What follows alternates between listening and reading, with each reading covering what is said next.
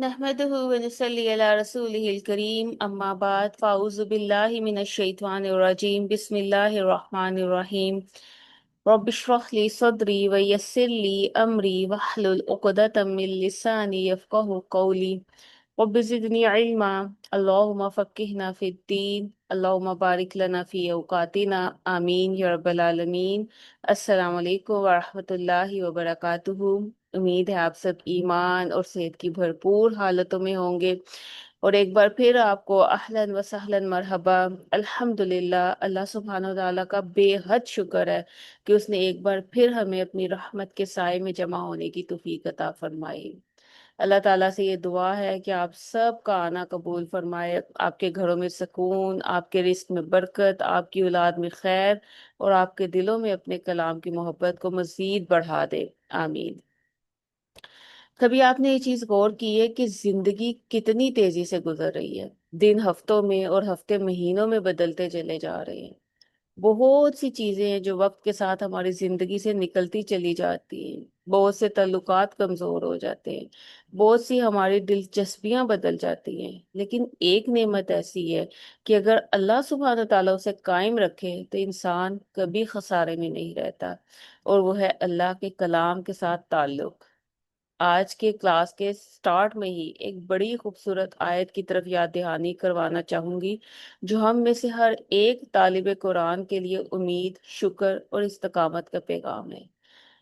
अल्लाह सुब्हान व तआला कुरान मजीद में फरमाते हैं, औज़ु बिल्लाहि मिनश शैतानिर रजीम वल्लज़ीना इहतदौ ज़ादहुम हुदन व आताहुम तक़वाहुम। और जो लोग हदायत का रास्ता इख्तियार करते हैं, अल्लाह उनकी हदायत में मजीद इजाफा फरमा देता है और उन्हें तकवा अता करता है। बड़ी खूबसूरत बात है। अल्लाह ताला ये नहीं कि सिर्फ हदायत दी, बल्कि ये फरमाते हैं कि जो एक कदम हदायत की तरफ बढ़ता है, अल्लाह उसके लिए हदायत के मजीद दरवाजे खोल देता है। कुरान को समझने का सफर भी ऐसा ही है। एक आयत समझ आती है तो दूसरी आयत का नूर दिल में उतरने लगता है। एक सबक पर अगर अमल होता है तो अगला सबक समझना आसान हो जाता है। इसलिए हमें कभी ये नहीं सोचना चाहिए कि हमने अभी बहुत कम सीखा है या अभी बहुत दूर जाना है। असल कामयाबी ये है कि सफर जारी है, ताल्लुक कायम है, और अल्लाह सुब्हान ताला ने हमें अपने कलाम के साथ जोड़े रखा है। नबी सल्लल्लाहु अलैहि वसल्लम ने एक बड़ी खूबसूरत, बड़ी डीप बात इरशाद फरमाई। आप सल्लल्लाहु अलैहि वसल्लम ने फरमाया, इन्ना लिल्लाहि अहलीना मिनन नास। सहाबा ने अर्ज किया, या रसूल अल्लाह, वो कौन लोग हैं?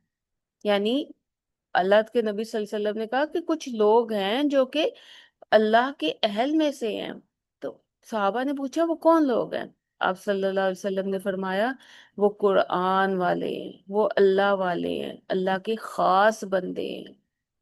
अब जरा तसव्वुर कीजिए, दुनिया में अगर कोई हमें अपने बड़े इंसान का करीबी कह दे, कोई प्राइम मिनिस्टर, किसी का कोई तल्लुक निकल आए, कितनी खुशी होती है।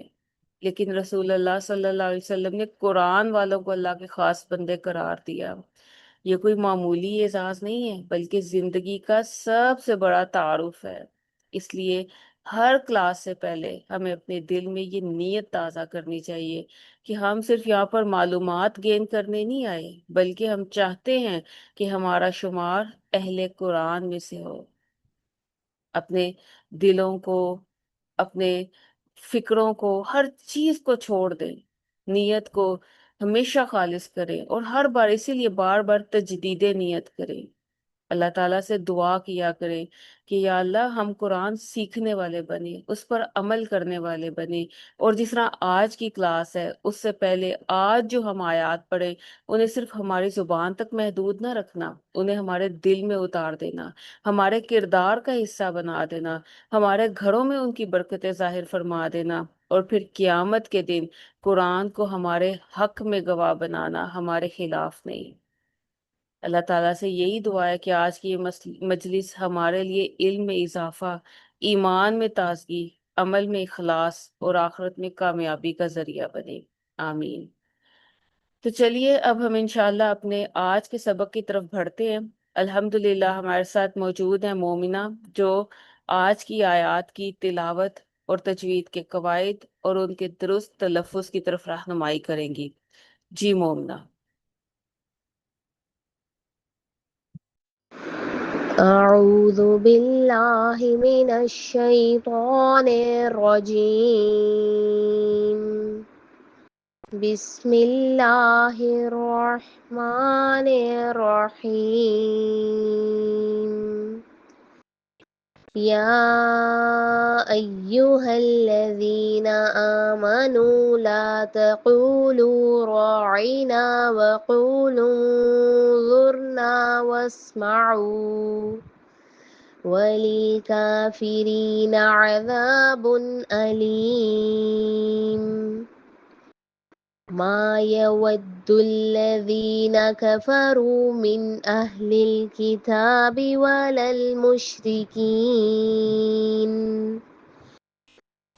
المشركين أن ينزل عليكم من خير من ربكم والله يختص برحمته من يشاء والله ذو الفضل العظيم ما ننسخ من آية أو ننسها نأت بخير منها أو مثلها ألم تعلم أن الله على كل شيء قدير ألم تعلم أن الله له ملك السماوات والأرض وما لكم من دون الله من ولي ولا نصير أم تريدون أن تسألوا رسولكم كما سئل موسى من قبل ومن يتبدل الكفر بالإيمان فقد ضل سواء السبيل ود كثير من أهل الكتاب لو يردونكم من بعد إيمانكم كفارا حسدا من عند أنفسهم من بعد ما تبين لهم الحق فاعفوا واصفحوا حتى يأتي الله بأمره إن الله على كل شيء قدیر۔ السلام علیکم ورحمۃ اللہ وبرکاتہ۔ جی میں امید کرتی ہوں سب پیاری بہنیں صحت اور ایمان کی بھرپور حالت میں ہوں گی انشاءاللہ۔ جی تجوید میں ہم پڑھ رہے تھے مخارج، اور اصول مخارج میں ہم نے سب سے پہلے شروع کیا تھا حلق۔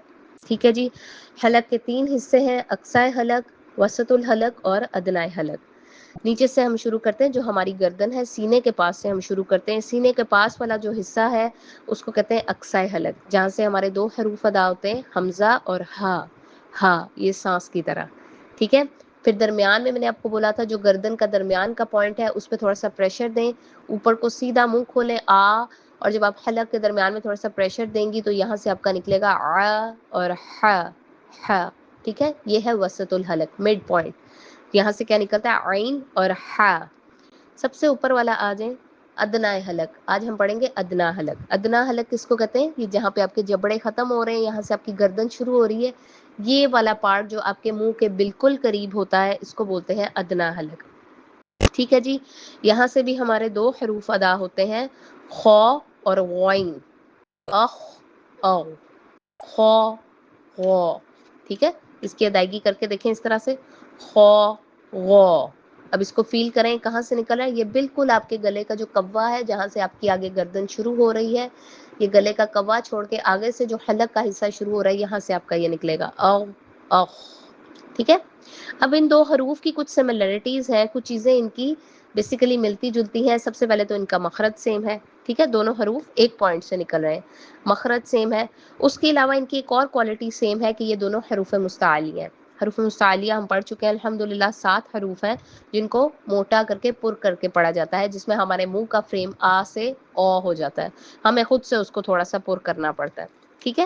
تو جو ہمارے حروف مستعلی ہیں اس میں غین بھی آتا ہے اور خا بھی آتا ہے، یہ اس میں سملرٹی ہے۔ تو اس لیے ہم دھیان رکھیں گے کہ جب ہم اس کی ادائیگی کریں تو ہم نے آ اسٹریٹ کر کے نہیں، او کر کے کرنی ہے، جیسے کہ اخ نہیں کرنی، اخ کرنی ہے، اغ نہیں کرنی، او او، ٹھیک ہے، منہ بھر لینا ہے۔ اس کے علاوہ ایک اور چیز ان دونوں میں سیم ہے کہ ان کی آوازوں کو زور نہیں دیا جاتا، ان کی آواز کو تھوڑی سی 1-2 سیکنڈ کے لیے چلایا جاتا ہے تاکہ ان کی آواز زوردار نہ ہو، جیسے کہ اخ، اغ، ٹھیک ہے۔ اب یہ زور سے بچنے کے لیے ہم اس کو کیا کریں گے، اخ، یہ 1-2 سیکنڈ کی آواز چلا دی، او، یہ غو، ٹھیک ہے، تاکہ یہ اغ نہ ہو۔ تو ان کی ادائیگی میں آپ نے کیا دھیان رکھنا ہے، ایک تو ان کو او کر کے، حروف مستعلیہ ہیں یہ تو پر کر کے ادا کرنا ہے، دوسرا ان کی آواز کو زوردار نہیں بنانا، یہ اسموتھلی ادا ہو جائیں گے آپ کے او اخ، وہ ہماری آٹومیٹکلی 1-2 سیکنڈ کے لیے آواز چلتی ہے جس کا ہمیں محسوس بھی نہیں ہوتا، ٹھیک ہے۔ تو آج کی آیات میں ہم دیکھتے ہیں اپنے جو ادنیٰ حلق کے حروف ہیں غین اور خا، ان کو ہائی لائٹ کرتے ہیں۔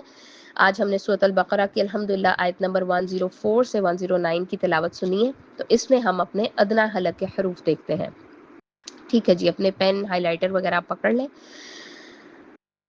جی۔ آیت نمبر 105 میں دیکھیں، وَإِلَى الْمُشْرِكِينَ أَن يُنَزَّلَ عَلَيْكُم مِّنْ خَيْرٍ، خَيْرٍ، ٹھیک ہے، خیر نہیں پڑھنا اس کو، خوئی خو، خیر من ربکم واللہ یختصو، جیسے میں نے ابھی آپ کو بتایا کہ اس کی آواز کو زور نہیں دیتے، تو آپ اس کو یخ نہیں پڑھیں گی، یختصو ایسے نہیں پڑھیں گی، یخ، ایک تو اس کو پر پڑھیں گے، دوسرا اس کی آواز کو چلائیں گے، یخ، یختصو، اس طرح سے، ٹھیک ہے۔ تو یہ خوا کی اور غین کی دونوں کی کوالٹی ہے، اور یہ کیوں اپلائی کی جاتی ہے، تاکہ تلاوت کرتے وقت ہم خوبصورتی لا سکیں ان حروف میں، ان کے الفاظ میں۔ آگے دیکھیں، ما ننسخ، اب اس کو بھی ننسخ نہیں کرنا، زور نہیں دینا اور آ کر کے اسٹریٹ نہیں پڑھنا، او کریں اور آواز کو اسموتھ کر دیں، ننسخ، ٹھیک ہے۔ من آیت او ننسیہا نأتی بخیر، بخیر، بخیر، ٹھیک ہے جی۔ یہ ادائیگی ہوتی ہے بیسیکلی خوا کی اور غین کی، کہ یہ ادنیٰ حلق سے نکلتے ہیں، حلق کے پہلے حصے سے نکلتے ہیں، اور اس طرح سے ان کو ادا کیا جاتا ہے۔ اپنے منہ کا فریم آپ نے تھوڑا سا او کرنا ہے، تھوڑا سا اس کو اٹھانا ہے، منہ بھر لینا ہے، اور اس کو زور نہیں دینا، ٹھیک ہے۔ تو اس طرح سے یہ ہمارے الحمدللہ آج حروف حلقی ہمارے پورے ہوتے ہیں۔ باقی کی آیات میں اور باقی کا ہوم ورک آپ کا یہی ہے کہ آپ نے اپنا جو آپ قرآن پاک پڑھتے ہیں اور باقی کی جو آپ کی آیات ہیں اس میں آپ نے دیکھنا ہے خو اور غین آپ کا کہاں پہ آ رہا ہے اور اس کی اپلیکیشن آپ نے کس طرح سے کرنی ہے، ٹھیک ہے۔ تو کوشش کیجیے گا شیشے کے آگے بیٹھ کے اپنے حروف حلقی آپ نے ریوائز کرنے ہیں، جو کہ الحمدللہ ہمارے 6 حروف بنتے ہیں۔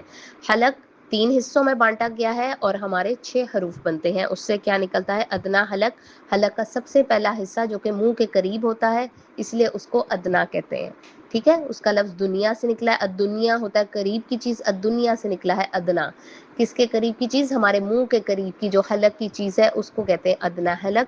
وہاں سے ہمارے نکلتے ہیں غین اور خو، ٹھیک ہے، پر پڑے جاتے ہیں، اور ان کے لیے تھوڑا سا منہ کو اٹھانا پڑتا ہے، منہ بھرنا پڑتا ہے، اور ان کی آواز کو زور نہیں دیتے، یہ آپ کے اسموتھلی نکلیں گے، او اخ، اس طرح سے، ٹھیک ہے۔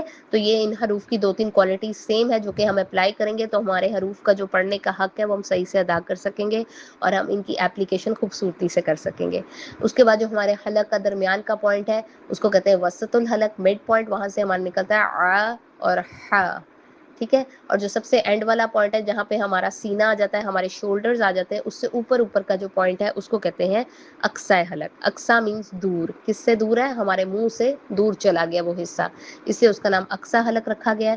وہاں سے بھی 2 حروف نکلتے ہیں، حمزہ، ہا، آ اور ہا، ٹھیک ہے. اور حروف حلقی کی پریکٹس کرنا اور ان کی اپلیکیشن کرنا کیوں ضروری ہے؟ تاکہ ہم لحن جلی سے بچ سکیں، ہم ح اور ہا کا ڈفرنس کر سکیں، ہم آ اور آ کا ڈفرنس کر سکیں، ٹھیک ہے، اور غوائن اور خوا کو بھی ان کی پراپر خوبصورتی اور صفات کے ساتھ ادا کر سکیں. چلیں جی، میں امید کرتی ہوں کہ یہ سب آپ کی پریکٹس میں رہیں گے، اور انشاءاللہ اسی طرح ہم سارے مخارج بہت خوبصورتی سے اور آسانی سے سیکھ لیں گے. اللہ تعالیٰ آپ کے لیے تجوید سیکھنا اور قرآن کو خوبصورتی سے پڑھنا آسان بنا دے. چلیں جی، اپنا بہت سا خیال رکھیے گا. سبحانک اللہم و بحمدک، نشہد ان لا الہ الا انت، نستغفرک و نتوب الیک. السلام علیکم ورحمۃ اللہ وبرکاتہ.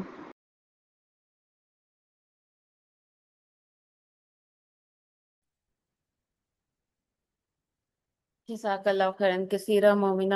اللہ سبحانہ وتعالیٰ آپ کے علم میں، آپ کے عمل میں مزید برکت عطا فرمائے، اور آپ سے اسی طرح دین کا بہترین کام لیتا رہے. آمین. جی، اگر میں آپ سے ایک سوال پوچھوں اور اس سوال پر ذرا غور و فکر کریں. سوال یہ ہے کہ اگر کسی شخص کے پاس ایک بہت قیمتی خزانہ ہو لیکن اس خزانے کی چابی اس کے پاس نہ ہو، تو کیا وہ اس خزانے سے فائدہ اٹھا سکتا ہے؟ تو یقیناً آپ میں سے ہر ایک کا جواب ہوگا ہرگز نہیں. خزانہ اس کے پاس ضرور ہوگا، لیکن اس کی برکت، اس کا فائدہ، اس کی دولت اس وقت تک اس کی زندگی میں داخل نہیں ہوگی جب تک اس کے ہاتھ میں اس کی چابی نہ آ جائے. بالکل یہی مثال قرآن مجید کی ہے. قرآن ہمارے گھروں میں بھی موجود ہے، ہماری کبرڈز میں بھی موجود ہے، ہماری تلاوتوں میں بھی موجود ہے، لیکن اس کے خزانوں کی اصل چابی فہم قرآن ہے، یعنی سمجھ بوجھ، اس کے معنی. یا جب ایک شخص لفظ کا معنی جان لیتا ہے تو ایک دروازہ کھل جاتا ہے. جب ایک آیت سمجھ آتی ہے تو ایک خزانہ اس کے سامنے آ جاتا ہے، اور پھر آہستہ آہستہ ایسا وقت آتا ہے کہ وہ صرف قرآن پڑھتا نہیں بلکہ قرآن اس سے بات کرنے لگتا ہے. ہر حکم اسے اپنا محسوس ہوتا ہے، ہر نصیحت اس کے دل تک پہنچتی ہے، ہر وعدہ اور ہر وعید اس کی زندگی کا حصہ بننے لگتی ہے.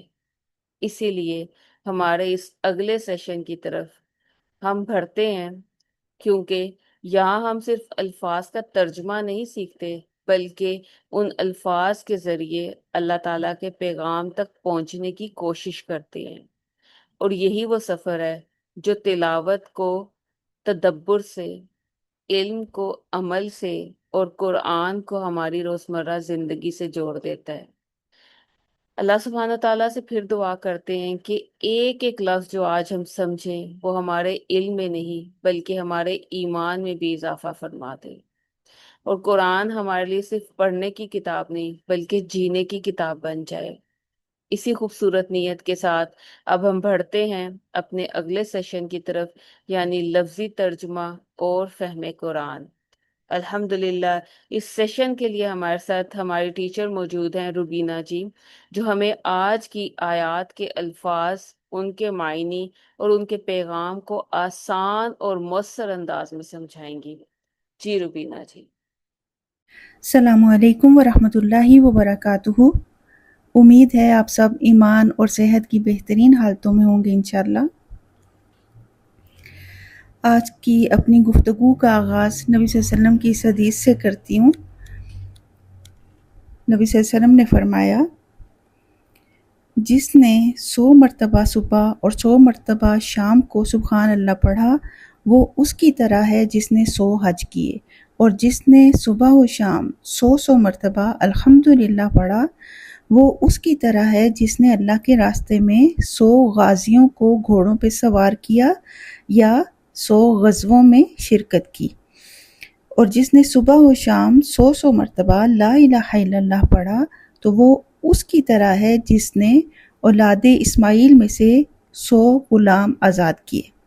اور جس نے 100 مرتبہ صبح 100 مرتبہ شام کو اللہ اکبر کہا تو اس دن کے اس کے عمل سے اچھا کسی کا عمل نہیں ہوگا یہاں تک کہ کوئی اس سے زیادہ پڑھ لے. تو یہ کیا ہے؟ یہ ذکر ہے. تو ہم نے اپنی زندگی میں ذکر کی کثرت رکھنی ہے.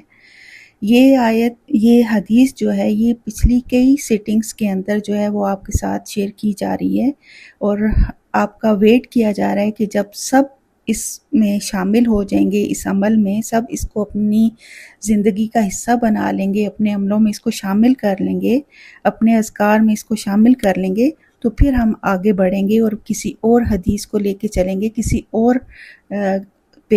اور چیز پہ عمل کریں گے۔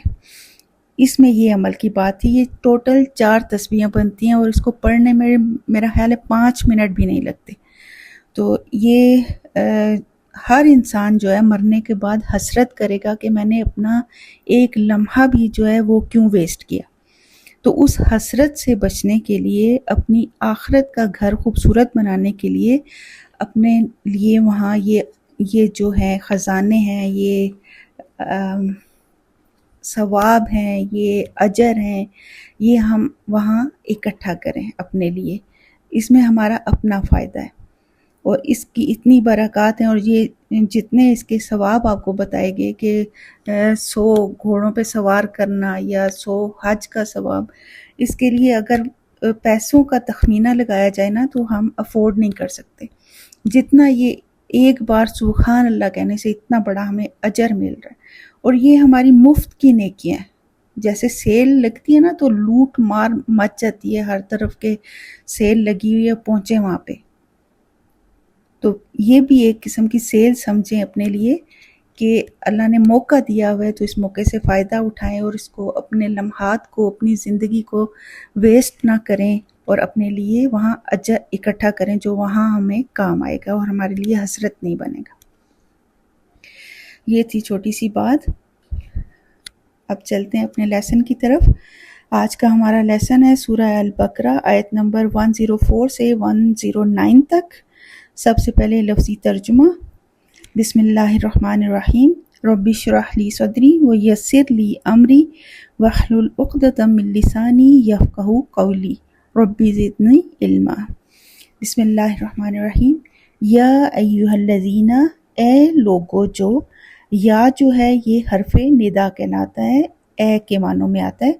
آمنو، ایمان لاؤ، لا نہ، تقولو تم کہو، رائنا رعایت کیجیے ہماری، رائن یا اس کا روٹ ہے، وقولو کل کی جمع قولو بلکہ کہو، انظرنا نظر کیجیے ہماری طرف، نون زا را اس کا روٹ ہے، واسمعو اور سنا کرو، فعل امر ہے، سماعت سے ہے، وللکافرین و اور لیے کافرین کافروں کے، عذاب عذاب ہے، علیم دردناک، علیم فعیل کے وزن پہ ہے، اس میں تسلسل کا معنی ہوتا ہے کہ ایک المناک عذاب ہے جو مسلسل ہے، مسلسل دردناک عذاب ہے۔ ماں نہیں، یود چاہتے، وہ دال اس کا روٹ ہے، ود سے ہے، الذین وہ جنہوں نے کفروا کفر کیا، من سے اہل الکتابی اہل کتاب میں سے، وہ اور لا نہیں، المشرکین مشرکین، ان کے ینزل نازل کی جائے، یہ مضارع مجہول ہے، مضارع کی نشانی کیا ہے، سٹارٹ میں پیش آتی ہے، ینزل نازل کی جائے، علیکم علی اوپر، کم تمہارے، من خیرن کوئی بھی خیر، خیرن کے نیچے جو 2 زیر ہیں یہ نکرہ کی نشانی ہے، ہر طرح کی خیر، من ربکم تمہارے رب کی طرف سے، واللہ اور اللہ یختص وہ خاص کر لیتا ہے، صاد اس کا روٹ ہے، بی ساتھ رحمتی رحمت کے، ہی اس کے، من جسے یشاء وہ چاہتا ہے، واللہ اور اللہ ذو والے الفضل فضل، ذو کا جو معنی ہے، ذو اور زی کا جو معنی ہوتا ہے اس کا مطلب ہوتا ہے والے، ذو والے، زی کا مطلب بھی والے، فضل فضل والے، العظیم بہت بڑے، ما جو بھی، ننسخ نہ ہم نے، اور نسخ جو ہے منسوخ کرنے کے لیے آتا ہے، ڈیلیٹ کر دیتے ہیں، ختم کر دیتے ہیں، منسوخ کر دیتے ہیں، من آیتن کوئی آیت، یہ بھی نکرہ ہے، کیا نشانی ہے، اینڈ کی 2 زیر جو ہیں یہ نشانی ہے اس کی نکرہ کی، او یا ننسیہا، نسیان سے ہے بھول جانا، نون سین یا اس کا روٹ ہے، ننسیہا ہم بھلوا دیتے ہیں اسے، ناتی نہ ہم، آتی لے آتے ہیں، آتا یاتی آنے کو کہتے ہیں، بی ساتھ خیرن بہتر کے، من سے ہا اس سے، ہا کی ضمیر جو ہے وہ آیت کی طرف جا رہی ہے، او یا مثلیہا مانند، مثلی کا مطلب ہوتا ہے مانند جیسی، ہا اس کی، آ کیا لم نہیں، تعلم تا آپ کے لیے یا تم کے لیے آتا ہے، عالم جاننا جانتے، تعلم آپ نے جانا، انا بے شک اللہ اللہ علا اوپر کلی ہر شیء ان چیز کے، قدیر بہت قدرت رکھنے والا ہے، یہ بھی فعیل کے وزن پہ ہے، اس میں بھی تسلسل ہے کہ ہمیشہ قدرت رکھتا ہے، آ کیا لم نہیں، تعلم آپ نے جانا، انا بے شک اللہ اللہ، لا لیے ہو اسی کے لیے، ملک بادشاہت ہے، ڈومینین ہے، السماواتی آسمانوں، والارضی اور زمین کی، وما اور نہیں، لکم لا لیے، کم تمہارے، کم کی ضمیر یہاں اگر کا ہوتا واحد، وہ واحد کی ضمیر ہوتی، کما ہوتا تو تثنیہ کی ضمیر ہوتی، اور کم ہے تو وہ جمع کی ضمیر ہے، من دونی من سے، دونی سوائے، اللہ ہی اللہ کی، من ولین کوئی دوست مددگار کارساز، ولا اور نہ نصیر کوئی مددگار، جیسے قدیر تھا نا فعیل کے وزن پہ، ہمیشہ ہمیشہ ہی مدد کرنے والا، نصیر، ام کیا، تریدونا تا تم کے لیے، تریدونا تم چاہتے ہو، فعل مضارع ہے، مضارع کی پہچان کیا ہے، سٹارٹ میں پیش، ان کے تسالو تم سوال کرو، سین حمزہ لام اس کا روٹ ہے، سآلہ سے ہے، رسولکم اپنے رسول سے، کا مانند، جس طرح، جیسا کہ، ما کے، کما جیسا کہ، سئلہ ماضی مجہول ہے، سوال کیے گئے، موسیٰ موسیٰ علیہ السلام سے، من قبل اس سے قبل، ومن اور جو کوئی، یتبدل بدل لے گا، الکفر کفر کو، بی بدلے، الایمانی ایمان کے، فقد تو تحقیق یا یقیناً، ضل ضاد لام لام اس کا روٹ ہے، وہ بھٹک گیا، سواء برابر ہے، سیدھا ہے، سبیلی راستے سے، سین با لام اس کا روٹ ہے، ودا چاہتے ہیں، ود کہتے ہیں محبت کو، بہت زیادہ چاہنے کو، واو دال دال اس کا روٹ ہے، کثیر بہت سے، کثیر تعداد، من اہل الکتاب، من اہل الکتابی اہل کتاب میں سے، لو کاش، لو کا جو معنی ہے اس کا معنی اگر بھی ہوتا ہے اور کاش بھی ہوتا ہے، اس کو کلمہ تمنا بھی کہا جاتا ہے، یردونکم وہ پھیر دیں تمہیں، را دال دال سے ہے، رد سے ہے، پھر لوٹا دینا بھی اس کا معنی ہوتا ہے، رد کر دینا، لوٹا دینا، من بعدی بعد، ایمانکم تمہارے ایمان کے، کفارن کافر بنا کر، حسدن حسد کی وجہ سے، حسد کی بنا پر، من عندی من سے، اندی پاس، انفسہم نفس کی جمع، انفس، ہم ان کے یعنی ان کے اپنے نفسوں کے، من بعدی بعد اس کے، ما جو، تبین یا جیسے بین ہوتا ہے بالکل کلیئر روشن واضح ہو گیا، لہم لا لیے ہم ان کے، الحق کو حق ہے، فعفو فعل امر ہے، عین فا واو اس کا روٹ ہے، وصفحو صاد فا ہا اس کا روٹ ہے، اور درگزر کرو، حتیٰ یہاں تک کہ، یأتیا لے آئے، اللہ اللہ، بھی امرہی حکم اپنا یا فیصلہ اپنا، انا بے شک اللہ اللہ، علا اوپر، کلی ہر شیء چیز کے، قدیر بہت قدرت رکھنے والا ہے۔ یہ تھا لفظی ترجمہ۔ اب چلتے ہیں تفسیر کی طرف. آیت نمبر 104. یا ایہا الذین آمنوا لا تقولوا رائنا وقولوا انظرنا واسمعوا وللکافرین عذاب علیم. رائنا کی معنی ہے ہمارا لحاظ اور خیال کیجیے. جب بات سمجھ نہ آئے سننے والے کو تو بولنے والے کو اس لفظ رائنا سے اپنی طرف متوجہ کیا جاتا تھا. لیکن یہودی چونکہ ہمیشہ سے بد فطرت قوم تھی اور یہ اپنے بغض اور اناد کی وجہ سے اس لفظ رائنا کو تھوڑا بگاڑ کر استعمال کرتے تھے، جس کی وجہ سے اس کے معنی میں تبدیلی اور ان کے جذبہ اناد کی تسلی ہو جاتی تھی. الفاظ کو بگاڑنا اس قوم کی مینٹیلٹی رہی ہے.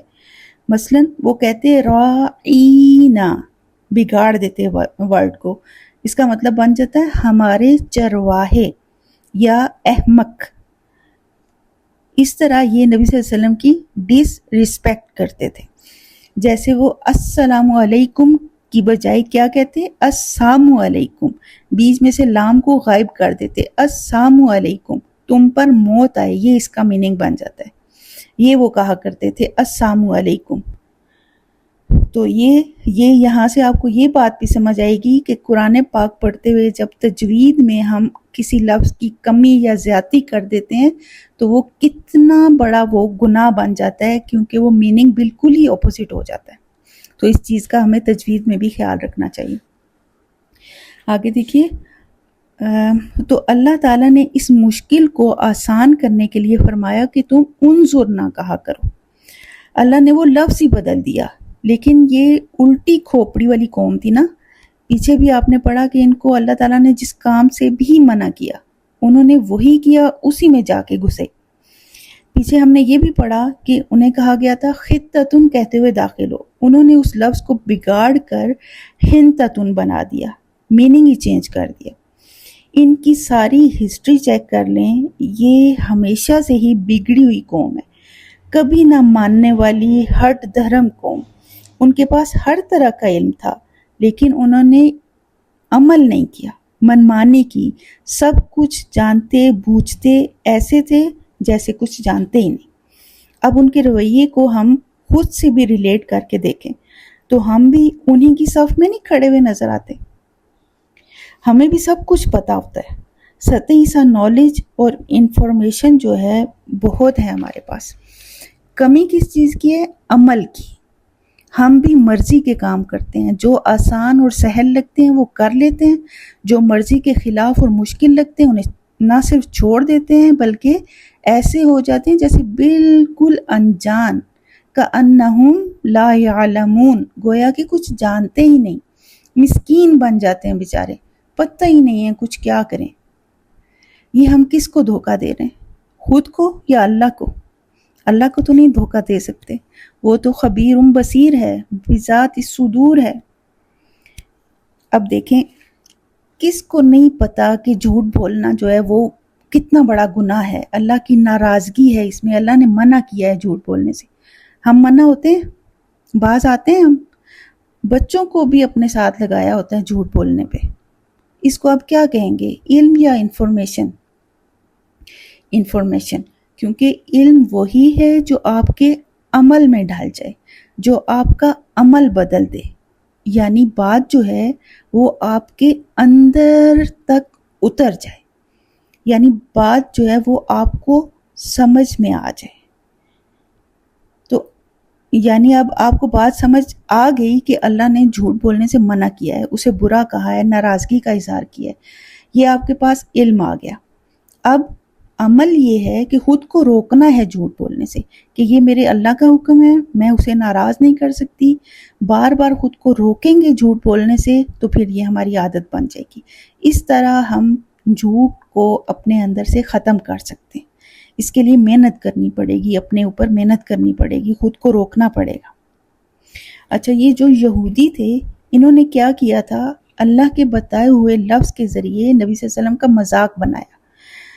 اور جو شخص بھی اللہ کے رسول کا مذاق بنائے تو وہ عذاب علیم کا مستحق ہے. یہ کنفرم بات ہے، قرآن کہہ رہا ہے وَلِلْكَافِرِينَ عَذَابٌ عَلِيمٌ. اللہ کے رسول کا مذاق اڑانا کیا ہے؟ ایک تو ہمارا یہ ایٹیٹیوڈ ہے نا انسانیت کے اندر، یہ ہمیشہ سے ایٹیٹیوڈ رہا ہے کہ وہ اپنی سیلف رسپیکٹ اور ایگو کی خاطر اپنی غلط باتوں کی تحویل کرتا آیا ہے ہمیشہ سے. یہ انسانی فطرت ہے. جیسے یہود نے اللہ کے بتائے ہوئے لفظ کو اپنی خواہش کے مطابق بدل کر نبی صلی اللہ علیہ وسلم کی ڈس رسپیکٹ کی اور پھر مانے نہیں کہ ہم نے ایسا کیا، بلکہ کیا کہتے تھے کہ آپ نے ایسا سنا ہے، ہم نے تو یہ نہیں کہا. یہ ہے اپنی غلط بات کی تحویل کرنا. اور پھر یہ یہودی جو ہیں یہ نبی صلی اللہ علیہ وسلم کی باتوں کا مذاق کیسے اڑاتے تھے؟ نہ خود غور سے سنتے اور نہ دوسروں کو سننے دیتے تھے. تالیاں بجاتے، سیٹیاں بجاتے، یعنی کسی کی آپ صلی اللہ علیہ وسلم کی طرف جو ہے وہ توجہ ہی نہ ہو. پھر وسمعوا کا ایک اور معنی یہاں بتایا گیا. وسمعوا کا ایک مطلب یہ بھی ہے کہ پہلی بار میں اتنی توجہ سے سنو بات کہ رائنا یا انظرنا کہنا ہی نہ پڑے. پھر یہ بھی دیکھیے کہ سنتوں پہ عمل نہ کرنا، سنت کو بیکورڈ سمجھنا، اپنے دین کو بیکورڈ سمجھنا، نبی صلی اللہ علیہ وسلم کی سنتوں کا مذاق اڑانا ہے. سنتوں کو حقیر سمجھنا، یہ نبی صلی اللہ علیہ وسلم کا مذاق اڑانا ہے. تو اس بارے میں بہت کیئرفل رہیں، کیونکہ اللہ تعالیٰ نے اسی آیت میں عذاب علیم کی وعید بھی سنا دی ہے. تو ہم عقل سے کام لیں اور بنی اسرائیل والی روش جو ہے وہ نہ اپنائیں. ہمارے پاس نبی صلی اللہ علیہ وسلم بذات خود موجود نہیں ہیں، لیکن نبی صلی اللہ علیہ وسلم کی سنتیں، نبی صلی اللہ علیہ وسلم کی تعلیمات ہمارے پاس موجود ہیں. ہم ان کی تعلیمات کو، ان کی سنتوں کو عام کریں، خود بھی عمل کریں اور دوسروں کو بھی اس کی تلقین کریں تاکہ ہم عذاب علیم سے بچ سکیں. اس آیت سے ہم نے کتنی باتیں سیکھی. ایک یہ کہ اس طرح کے جو فسادی لوگ ہیں ان کو اگنور کرنا ہے، اوائڈ کرنا ہے، ان کے ساتھ بحث نہیں کرنی، الجھنا نہیں ہے ان کے ساتھ. دوسری بات یہ سیکھی کہ سب سے پہلے ادب سیکھنا ہے.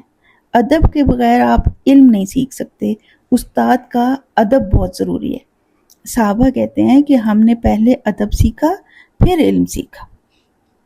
تیسری بات یہ سیکھی ہم نے کہ تعلیم لینے کے لیے غور سے اور توجہ سے سننا بہت ضروری ہے تاکہ بات جو ہے وہ اچھے سے سمجھ میں آ جائے. اور اگر ٹیچر سے کچھ پوچھنا سمجھنا پڑ جائے تو ادب سے بات کی جائے، ادب سے پوچھا جائے، ادب کے الفاظ استعمال کیے جائیں. چوتھی بات یہ سیکھی کہ ایسے ذو معنی الفاظ یا ایسا رویہ استعمال نہیں کرنا چاہیے جس سے سامنے والے کی تحقیر ہو. اس آیت سے یہ بات بھی سیکھی ہم نے کہ اللہ تعالیٰ کو اپنے نبی صلی اللہ علیہ وسلم کی ذرا سی بھی ڈس رسپیکٹ جو ہے وہ قبول نہیں ہے، پسند نہیں ہے. اسی لیے اللہ تعالیٰ نے رائنا کا ورڈ ہی بدل دیا اور انظرنا کا ورڈ نازل کر دیا. پھر سورہ حجرات میں اللہ تعالیٰ نے فرمایا کہ اپنی آوازیں نبی صلی اللہ علیہ وسلم کی آواز سے بلند نہ کرو. اللہ تعالیٰ کو اتنی محبت ہے اپنے نبی سے، ہمیں بھی نبی صلی اللہ علیہ وسلم سے دلی محبت اور رسپیکٹ ہونی چاہیے. پھر اللہ نے قرآن میں یہ بھی فرمایا کہ نبی صلی اللہ علیہ وسلم سے اس طرح بات نہ کیا کرو جس طرح تم آپس میں ایک دوسرے سے بات کرتے ہو. یہ نہ ہو کہ تمہارے سارے کے سارے اعمال ضائع کر دیے جائیں اور تمہیں پتہ بھی نہ چلے. تو اللہ کو اپنے نبی صلی اللہ علیہ وسلم کی ذرا سی بھی ڈس رسپیکٹ پسند نہیں ہے. دنیا میں جو سب سے معتبر اور قابل عزت و احترام جو ہستی ہے وہ صرف محمد صلی اللہ علیہ وسلم ہے، جو تمام انبیاء کے امام ہیں. تو ہم نبی صلی اللہ علیہ وسلم کے بارے میں کبھی بھی یوں کیجولی بات نہیں کر سکتے جس طرح کسی عام انسان کے بارے میں بات کرتے ہیں. اللہ تعالیٰ نے فرمایا کہ جب بھی نبی صلی اللہ علیہ وسلم کا نام آئے تو صلی اللہ علیہ وسلم یعنی درود پڑھا کرو، یہ کہا کرو صلی اللہ علیہ وسلم. جو ایسا نہیں کرے گا وہ بخیل ہے. ہماری سب سے زیادہ رسپیکٹ کو جو ڈیزرو کرتے ہیں وہ نبی صلی اللہ علیہ وسلم. پھر آگے دیکھیے ما یود الذین کفروا من اہل الکتاب وللمشرکین. ما یود الذین کفروا من اہل الکتاب وللمشرکین. ماں نہیں یودو چاہتے کون الذین کفروا وہ جنہوں نے کفر کیا من اہل الکتاب اہل کتاب میں سے اہل کتاب میں سے بہت سے لوگوں نے ایمان بھی قبول کیا تھا، لیکن یہاں اہل کتاب میں سے ان لوگوں کی بات ہو رہی ہے جنہوں نے کفر کیا، جنہوں نے نبی صلی اللہ علیہ وسلم کی ذات کا انکار کیا، قرآن کا انکار کیا۔ تو اہل کتاب میں سے جنہوں نے کفر کیا وہ نہیں چاہتے تھے، اور وللمشرکین اور مشرکین بھی نہیں چاہتے تھے۔ کیا نہیں چاہتے تھے؟ این ینزل علیکم من خیر من ربکم، یعنی اللہ تعالیٰ کی طرف سے تمہیں کوئی خیر جو مل جائے، یہ نہیں وہ چاہتے تھے۔ یہود اور کفار اہل کتاب یہ کبھی بھی مسلمانوں کی خیر خواہی نہیں چاہتے کہ انہیں اللہ کی طرف سے کوئی خیر ملے۔ یہاں خیر سے مراد وحی الہی بھی ہے، یہ ان کے دل میں نبی صلی اللہ علیہ وسلم، صحابہ اور امت مسلمہ کے خلاف پلنے والا حسد اور عناد تھا، جس کی وجہ سے وہ اہل ایمان کے لیے اپنے دلوں میں بدخواہی رکھتے تھے۔ اصل میں بات یہ ہے کہ نبی صلی اللہ علیہ وسلم تو ایک ذات تھے، ایک ہستی تھے، اور نبی صلی اللہ علیہ وسلم کے ساتھ ان کی کوئی ذاتی دشمنی نہیں تھی۔ وہ نبی صلی اللہ علیہ وسلم کو ذاتی طور پر بہت بلند پایا اخلاق والا سمجھتے تھے، صادق اور امین بھی سمجھتے تھے، لیکن پھر وہ ہر ایسا کام کیوں کرتے تھے جس میں نبی صلی اللہ علیہ وسلم کی ڈس رسپیکٹ ہو؟ اس کی بنیادی وجہ وہی گروہی تعصب تھا، حسد اور عناد تھا، اور یہ تعصب آج تک چلتا آ رہا ہے۔ کوئی بھی غیر مسلم مسلمانوں کا خیر خواہ نہیں ہے، بلکہ حسد رکھتے ہیں کہ مسلمانوں کو کیوں کامیابی اور بھلائی ملتی ہے۔ واللہ یختص برحمتہ من یشاء واللہ ذو الفضل العظیم، اور اللہ خاص کر لیتا ہے اپنی رحمت کے ساتھ جسے وہ چاہتا ہے، اور اللہ بہت بڑے فضل والا ہے۔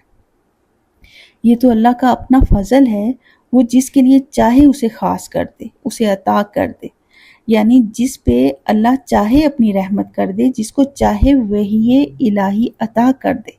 یہ اللہ کا خاص اپنا چناؤ ہوتا ہے، جس سے وہ چنتا ہے اور چن کر کسی کو خاص کر لیتا ہے۔ کوئی اپنی ذاتی محنت کر کے، عبادتیں کر کے کوئی نبی نہیں بن سکتا۔ واللہ ذو الفضل العظیم، اب دیکھیے نا، یہ بھی تو اللہ کا بہت بڑا فضل ہے، اور اللہ کا چناؤ ہے نا کہ اس نے ہمیں اپنی کتاب سیکھنے کے لیے چن لیا ہے۔ اتنے دنیا میں اربوں لوگ ہیں، ان کے اندر سے میرا اور آپ کا چناؤ ہوا ہے، تو یہ میں اور آپ اپنی بہت بڑی خوش قسمتی سمجھیں اس کو، کیونکہ واللہ یختص برحمتہ من یشاء۔ میں اور آپ اس وقت کسی بازار میں ہو سکتے تھے، کسی جاب میں مصروف ہو سکتے تھے، کسی گھر کے کام دھندے میں الجھے ہوئے ہو سکتے تھے، کسی ہاسپٹل کے بیڈ پہ بیمار پڑے ہو سکتے تھے، یا پھر فضول گوسپس میں لگے ہو سکتے تھے، دوسروں کی غیبتوں میں مصروف ہو سکتے تھے، لیکن ہمارے رب نے ہمیں چنا کہ ہم اس کے کلام کو سمجھیں، سیکھیں، پڑھیں۔ یہ بہت بڑا شرف ہے۔ الحمدللہ رب العالمین، اللہ ہمیں اس کی قدر کرنے والا بنائے۔ آگے دیکھیے، ما ننسخ من آیت او ننسیها نأتی بخیر منها او مثلها۔ یہودی جو ہیں وہ بہت زیادہ اعتراض کرتے تھے کہ یہ کیا بات ہوئی کہ آپ یہ بھی کہتے ہو کہ تورات اللہ کا کلام ہے، اسے آپ مانتے بھی ہو، تو پھر یہ کیوں ہے کہ اب تورات کو نہیں، قرآن کو مانا جائے گا؟ تورات بھی اگر اللہ ہی کا کلام ہے تو پھر قرآن کی کیا ضرورت ہے؟ کیا اللہ کو پہلے نہیں پتا تھا کہ تورات کے جو احکام ہیں وہ صحیح نہیں ہیں، تو پہلے ہی صحیح دینے چاہیے تھے نا پھر؟ نعوذ باللہ۔ اور پھر قرآن میں بھی کئی آیات منسوخ ہوئی ہیں۔ ننسخ کے 3 معنی ہیں۔ نمبر 1 تحویل میں لے لینا، نمبر 2 منسوخ کر دینا، اور نمبر 3 نقل کرنا، کاپی کرنا۔ قرآن میں نسخ ہوا ہے، یعنی کوئی حکم اٹھا لیا گیا اور اس کی جگہ کوئی اور حکم نازل کر دیا گیا، اور ایسا بھی نسخ ہوا ہے کہ ایک چیز کو بالکل سرے سے بھلا ہی دیا گیا، بالکل اٹھا ہی لیا گیا۔ اور نسخ 3 طرح کے ہیں۔ نمبر 1، کچھ ایسی آیات جن کو قرآن میں رکھا گیا لیکن ان کا حکم اٹھا لیا گیا۔ اس کی مثال سورہ مجادلہ کے اندر ہے، آیت نمبر 12 میں۔ مسلمانوں کو یہ حکم دیا گیا کہ آپ نے جب بھی نبی صلی اللہ علیہ وسلم سے کوئی بات کرنی ہو تو اس سے پہلے صدقہ دینا ہے، لیکن پھر اگلی ہی آیت 13 میں اسے منسوخ کر دیا گیا۔ اب وہ آیت وہیں موجود ہے لیکن اس کا حکم اٹھا لیا گیا۔ پھر اس کی دوسری مثال دیکھیے، دوسرا یہ کہ حکم ہے مگر آیت نہیں ہے۔ اس کی مثال رجم کا حکم ہے، صرف حکم ہے رجم کا کہ شادی شدہ زانی کو پتھر مار مار کے ہلاک کر دینا، مار دینا۔ قرآن میں یہ آیت نہیں ہے مگر اس کا حکم جو ہے وہ موجود ہے۔ پھر تیسری مثال، بعض دفعہ یہ ہوتا ہے کہ نہ حکم ہے اور نہ آیت ہے، دونوں ہی اٹھا لیے گئے اور دل سے محو کر دیے گئے۔ او ننسیہا، ہم بھلوا دیتے ہیں اسے۔ مثلا نبی صلی اللہ علیہ وسلم، صحابہ کرام اٹھے تو سب کچھ ذہن سے جو ہے وہ محو ہو چکا تھا، کچھ بھی نہیں یاد کہ کوئی ایسی آیت تھی بھی یا نہیں، ذہنوں سے بھلا دیا گیا۔ او ننسیہا، ہم بھلوا دیتے ہیں اسے، مگر کیوں؟ ناتی بخیر منہا او مثلیہا، ہم اس سے بہتر لے آئے یا اس کی مثل لے آئے۔ اس کو اس مثال سے سمجھیے، آپ ڈاکٹر کے پاس جاتے ہیں، وہ آپ کو کہتا ہے کہ پہلے 1 ہفتہ آپ نے یہ دوا کھانی ہے اور پھر 1 ہفتے کے بعد دوبارہ میرے پاس آنا ہے۔ نیکسٹ ویک وہ آپ کو کوئی اور دوا دیتا ہے۔ پہلی دوا اس وقت کے لیے دینا ضروری تھی اور اس کے بعد والی دوا جو تھی وہ اب دینا ضروری تھی تاکہ وہ اچھے سے اثر کرے اور بیماری کو دور کرے۔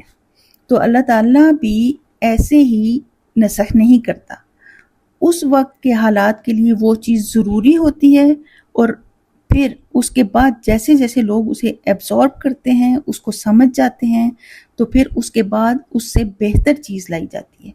نبی صلی اللہ علیہ وسلم کی حدیث ہے کہ نبی صلی اللہ علیہ وسلم نے پہلے عورتوں کو قبرستان جانے سے منع کیا تھا، لیکن اس کے بعد فرمایا میں تمہیں اجازت دیتا ہوں، کیونکہ لوگوں کو سمجھ آ گئی تھی کہ قبرستان میں جا کے وہاں کیسے ایکٹ کرنا ہے۔ مثلاً سجدہ نہیں کرنا، شور و غل، رونا، چیخنا، چلانا نہیں ہے، یہ سب کچھ نہیں کرنا، یہ سمجھ آ گئی تھی سب کو۔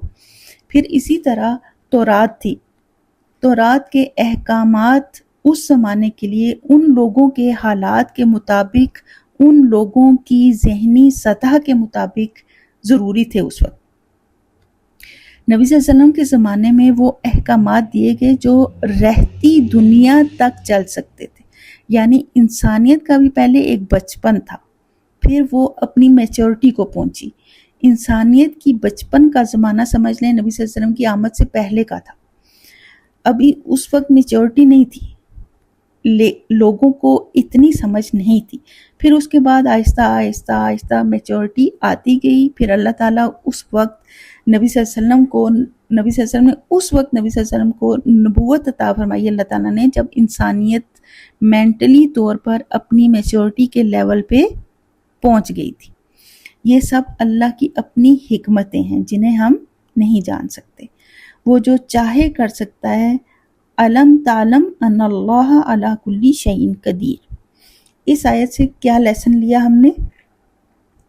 کہ اللہ تعالیٰ جیسا کہے ہمیں ویسا ہی کرنا چاہیے، وہ کوئی حکم دے اور اس کی حکمت بتائے یا نہ بتائے، ہمیں اس سے کوئی فرق نہیں پڑنا چاہیے، ہمیں تو صرف عمل کرنا ہے نا، حجتیں نہیں کرنی کہ مجھے تو اس کی کوئی تک سمجھ نہیں آ رہی، جب مجھے سمجھ آئے گی میں تب عمل کروں گی۔ نہیں، اپنی عقل کو حاکم نہیں بنانا، یعنی تم ان باتوں کے پیچھے مت پڑو کہ یہ ایسے کیوں کیا گیا اور یہ حکم منسوخ کیوں ہوا، اس میں کیا حکمت تھی یا اس کی کیا لاجک ہے۔ یہ ہمارے سوچنے کے کام نہیں ہے، ہم نے بس حکم کو اوبے کرنا ہے، چاہے ہمیں سمجھ آ رہا ہے یا نہیں آ رہا، ہماری مرضی ہے یا نہیں ہے، ہمارا کام صرف اطاعت کرنا ہے۔ وہ ہمارا مالک ہے نا، وہ جو چاہے کرے۔ ان اللہ علی کل شیء قدیر۔ آگے چلتے ہیں۔ علم تعلم ان اللہ لہ ملک السماوات والارض۔ تمہیں نہیں پتا کہ زمین اور آسمانوں کی تمام تر بادشاہت اسی کے لیے ہے۔ ساری کی ساری ڈومینین کا وہ اکیلا اور یکتا مالک ہے۔ ہر چیز اس کے دائرہ اختیار اور اقتدار میں ہے۔ تمام امور پر اس کی مکمل اتھارٹی ہے۔ اس کی اجازت کے بغیر ایک پتا بھی اپنی جگہ سے سرک بھی نہیں سکتا۔ اور پھر وَمَا لَكُم مِّن دُونِ اللَّهِ مِن وَلِيٍّ وَلَا نَصِيرٍ، اور نہیں ہے تمہارا کوئی دوست اور نہ ہی تمہارا کوئی مددگار اللہ کے سوا۔ ولی کو کہتے ہیں اسم صفہ یا اسم مبالغہ۔ ولی کے معنی ہے دوست، ایسا دوست جو آپ کی حفاظت کرنا چاہتا ہو، جو آپ کے معاملے میں پروٹیکٹیو ہو، جو آپ کی حفاظت کے معاملے میں آپ کی فکر کرتا ہو، اس کو کہتے ہیں ولی۔ جیسے شریعت میں بھی ہم والدین کو یا لڑکی کے بھائی کو، اس کے گھرانے کے گھر والوں کو اولیاء کہتے ہیں۔ نکاح کے لیے بھی انہی میں سے ایک لڑکی کا ولی مقرر کیا جاتا ہے۔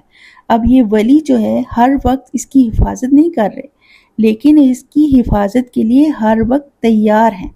یہ ہوتا ہے ولی یا دوست۔ پھر نصیر مددگار، یہ بھی اسم صفت ہے۔ اللہ تمہارا حمایتی ہے، اللہ سے بڑھ کر کوئی تمہارا مددگار اور دوست نہیں ہے۔ اس لیے خوشی ہے یا غم ہے، بیماری ہے یا کوئی پریشانی ہے، اللہ ہی سے مدد طلب کرنی چاہیے، اس نیت اور اس سوچ کے ساتھ کہ اللہ سے بڑھ کر میرا کوئی دوست اور مددگار ہو ہی نہیں سکتا۔ آپ اللہ سے مدد مانگیں گے تو وہ آپ کے راستے سے مشکلیں، تکالیف دور کرنے کے اسباب بنا دے گا۔ اپنی طرف سے کسی کو آپ کی فزیکلی ہیلپ کے لیے معجزانہ طور پہ بھیج دے گا۔ وہ اسی طرح مدد کرتا ہے۔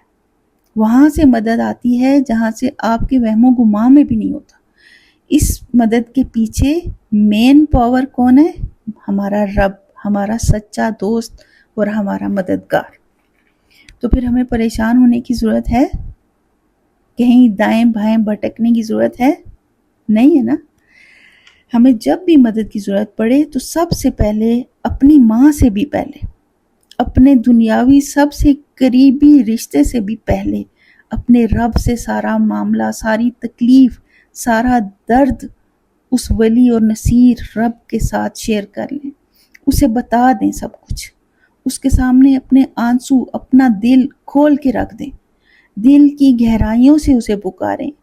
ایاک نعبد و ایاک نستعین، یا حی یا قیوم برحمتک استغیث، ان معی ربی سیہدین۔ وہ آئے گا، وہ آتا ہے، وہی مدد بھیجتا ہے۔ شرط یہ ہے کہ ہمیں صرف اسی کو پکارنا ہے، کسی بابے کے پاس نہیں جانا، کسی تعویذ ٹونے کے چکروں میں نہیں پڑنا۔ آگے دیکھیے، ام تریدون ان تسألوا رسولکم کما سئل موسیٰ من قبل۔ اسکالرز کے مطابق اس آیت میں ان یہودیوں کے متعلق کی بات کی جا رہی ہے کہ یہودیوں کی یہ روش تھی کہ موسیٰ علیہ السلام نے جب بھی انہیں اللہ کا کوئی حکم بتایا تو انہوں نے آگے سے فضول سوالات کیے، اعتراضات کیے، انکار کیا۔ اس کی سب سے بڑی مثال ہم نے پیچھے پڑھی کہ جب موسیٰ علیہ السلام نے انہیں کہا کہ تم فلسطین میں داخل ہو جاؤ، صرف دروازے سے داخل ہو جاؤ تو تم غالب آ جاؤ گے، یعنی اللہ تمہیں فتح عطا فرما دے گا۔ لیکن پھر بھی یہ لوگ نہیں گئے، صاف انکار کر دیا اور کہا کہ اے موسیٰ تم اور تمہارا رب جا کے لڑو، انہیں وہاں سے نکالو، جب تک وہ وہاں ہیں ہمیں نہیں جانا وہاں۔ اس طرح کی کئی نافرمانیاں اور طرح طرح کے فضول سوالوں سے انہوں نے موسیٰ علیہ السلام کے ناک میں دم کیا ہوا تھا، جس کی وجہ سے موسیٰ علیہ السلام نے دل برداشتہ ہو کر اللہ سے دعا کی تھی کہ اللہ میرے اور میری قوم کے درمیان فاصلہ کر دے، میں ان پہ کوئی اختیار نہیں رکھتا۔ تو یہاں اللہ تعالیٰ کہہ رہے ہیں کہ اے مسلمانوں، تم بھی بتاؤ کہ تم بھی اپنے نبی صلی اللہ علیہ وسلم کے ساتھ وہی رویہ رکھنا چاہتے ہو جو موسیٰ علیہ السلام کی قوم نے ان کے ساتھ رکھا، بے جا قسم کے سوالات کی بھرمار کر کے۔ جب نبی صلی اللہ علیہ وسلم پر وحی نازل ہونے کا سلسلہ شروع ہوا تو اس وقت اللہ نے بے جا سوالات کرنے سے، کثرت سوال کرنے سے منع فرما دیا تھا۔ اس کی ایک مثال یہ ہے کہ نبی صلی اللہ علیہ وسلم نے فرمایا کہ ہر صاحب ثروت آدمی پر حج فرض ہے۔ تو ایک صحابی نے سوال کیا، یا رسول اللہ ہر سال؟ آپ خاموش رہے۔ صحابی نے 3 بار یہی سوال دہرایا، یا رسول اللہ ہر سال؟ لیکن نبی صلی اللہ علیہ وسلم خاموش رہے، کوئی جواب نہیں دیا۔ اور پھر بعد میں کسی موقع پہ فرمایا کہ اگر اس وقت میں ہاں کہہ دیتا تو ہر سال حج فرض ہو جاتا۔ اس لیے پھر بے جا سوالات سے منع فرما دیا گیا تھا کہ کریدنا جو ہے، بات کو کریدا نہ کرو، کیونکہ بعض سوالات انسان کے لیے مشکلات پیدا کر دیتے ہیں۔ جیسے پیچھے ہم نے گائے کے واقعے میں پڑھا تھا، انہوں نے بے جا سوالات کر کر کے اپنے لیے خود مشکل پیدا کر لی تھی۔ لہٰذا سوال جو ہے صرف وہ کیا جائے جو عمل سے متعلق ہو، جو فہم حاصل کرنے کے متعلق ہو، مثلا وضو کے متعلق، طہارت کے متعلق، وراثت کے متعلق، تاکہ اگر نہیں پتہ تو پھر غلط سلط نہ کرتے پھریں، بلکہ درست کر لیں، پوچھ لیں، کیونکہ ان سوالوں کا تعلق جو ہے وہ آپ کے عمل سے ہے، نفع نقصان سے ہے، ایمان سے ہے۔ پھر وَمَن يَتَبَدَّلِ الْكُفْرَ بِالْإِيمَانِ فَقَدْ ضَلَّ سَوَاءَ السَّبِيلِ، جس نے ایمان کے بدلے کفر کو لے لیا تو وہ سیدھے راستے سے بھٹک گیا۔ یعنی ایسے سوالات نہ کرو جن میں کوئی اعتراض ہو۔ کئی فضول سوالات سے اور فضول بحثوں سے کیا ہوتا ہے کہ ایمان چلا جاتا ہے، انسان اصل راستے سے بھٹک جاتا ہے۔ دیکھیے، یہ اللہ تعالیٰ کی صفت رحمانیت ہے، ہمارے لیے رہنمائی ہے، ہمارے لیے اللہ کی طرف سے دیے گئے کچھ اصول ہیں جن پہ عمل کر کے ہم سیدھے راستے سے بھٹکنے سے بچ سکتے ہیں۔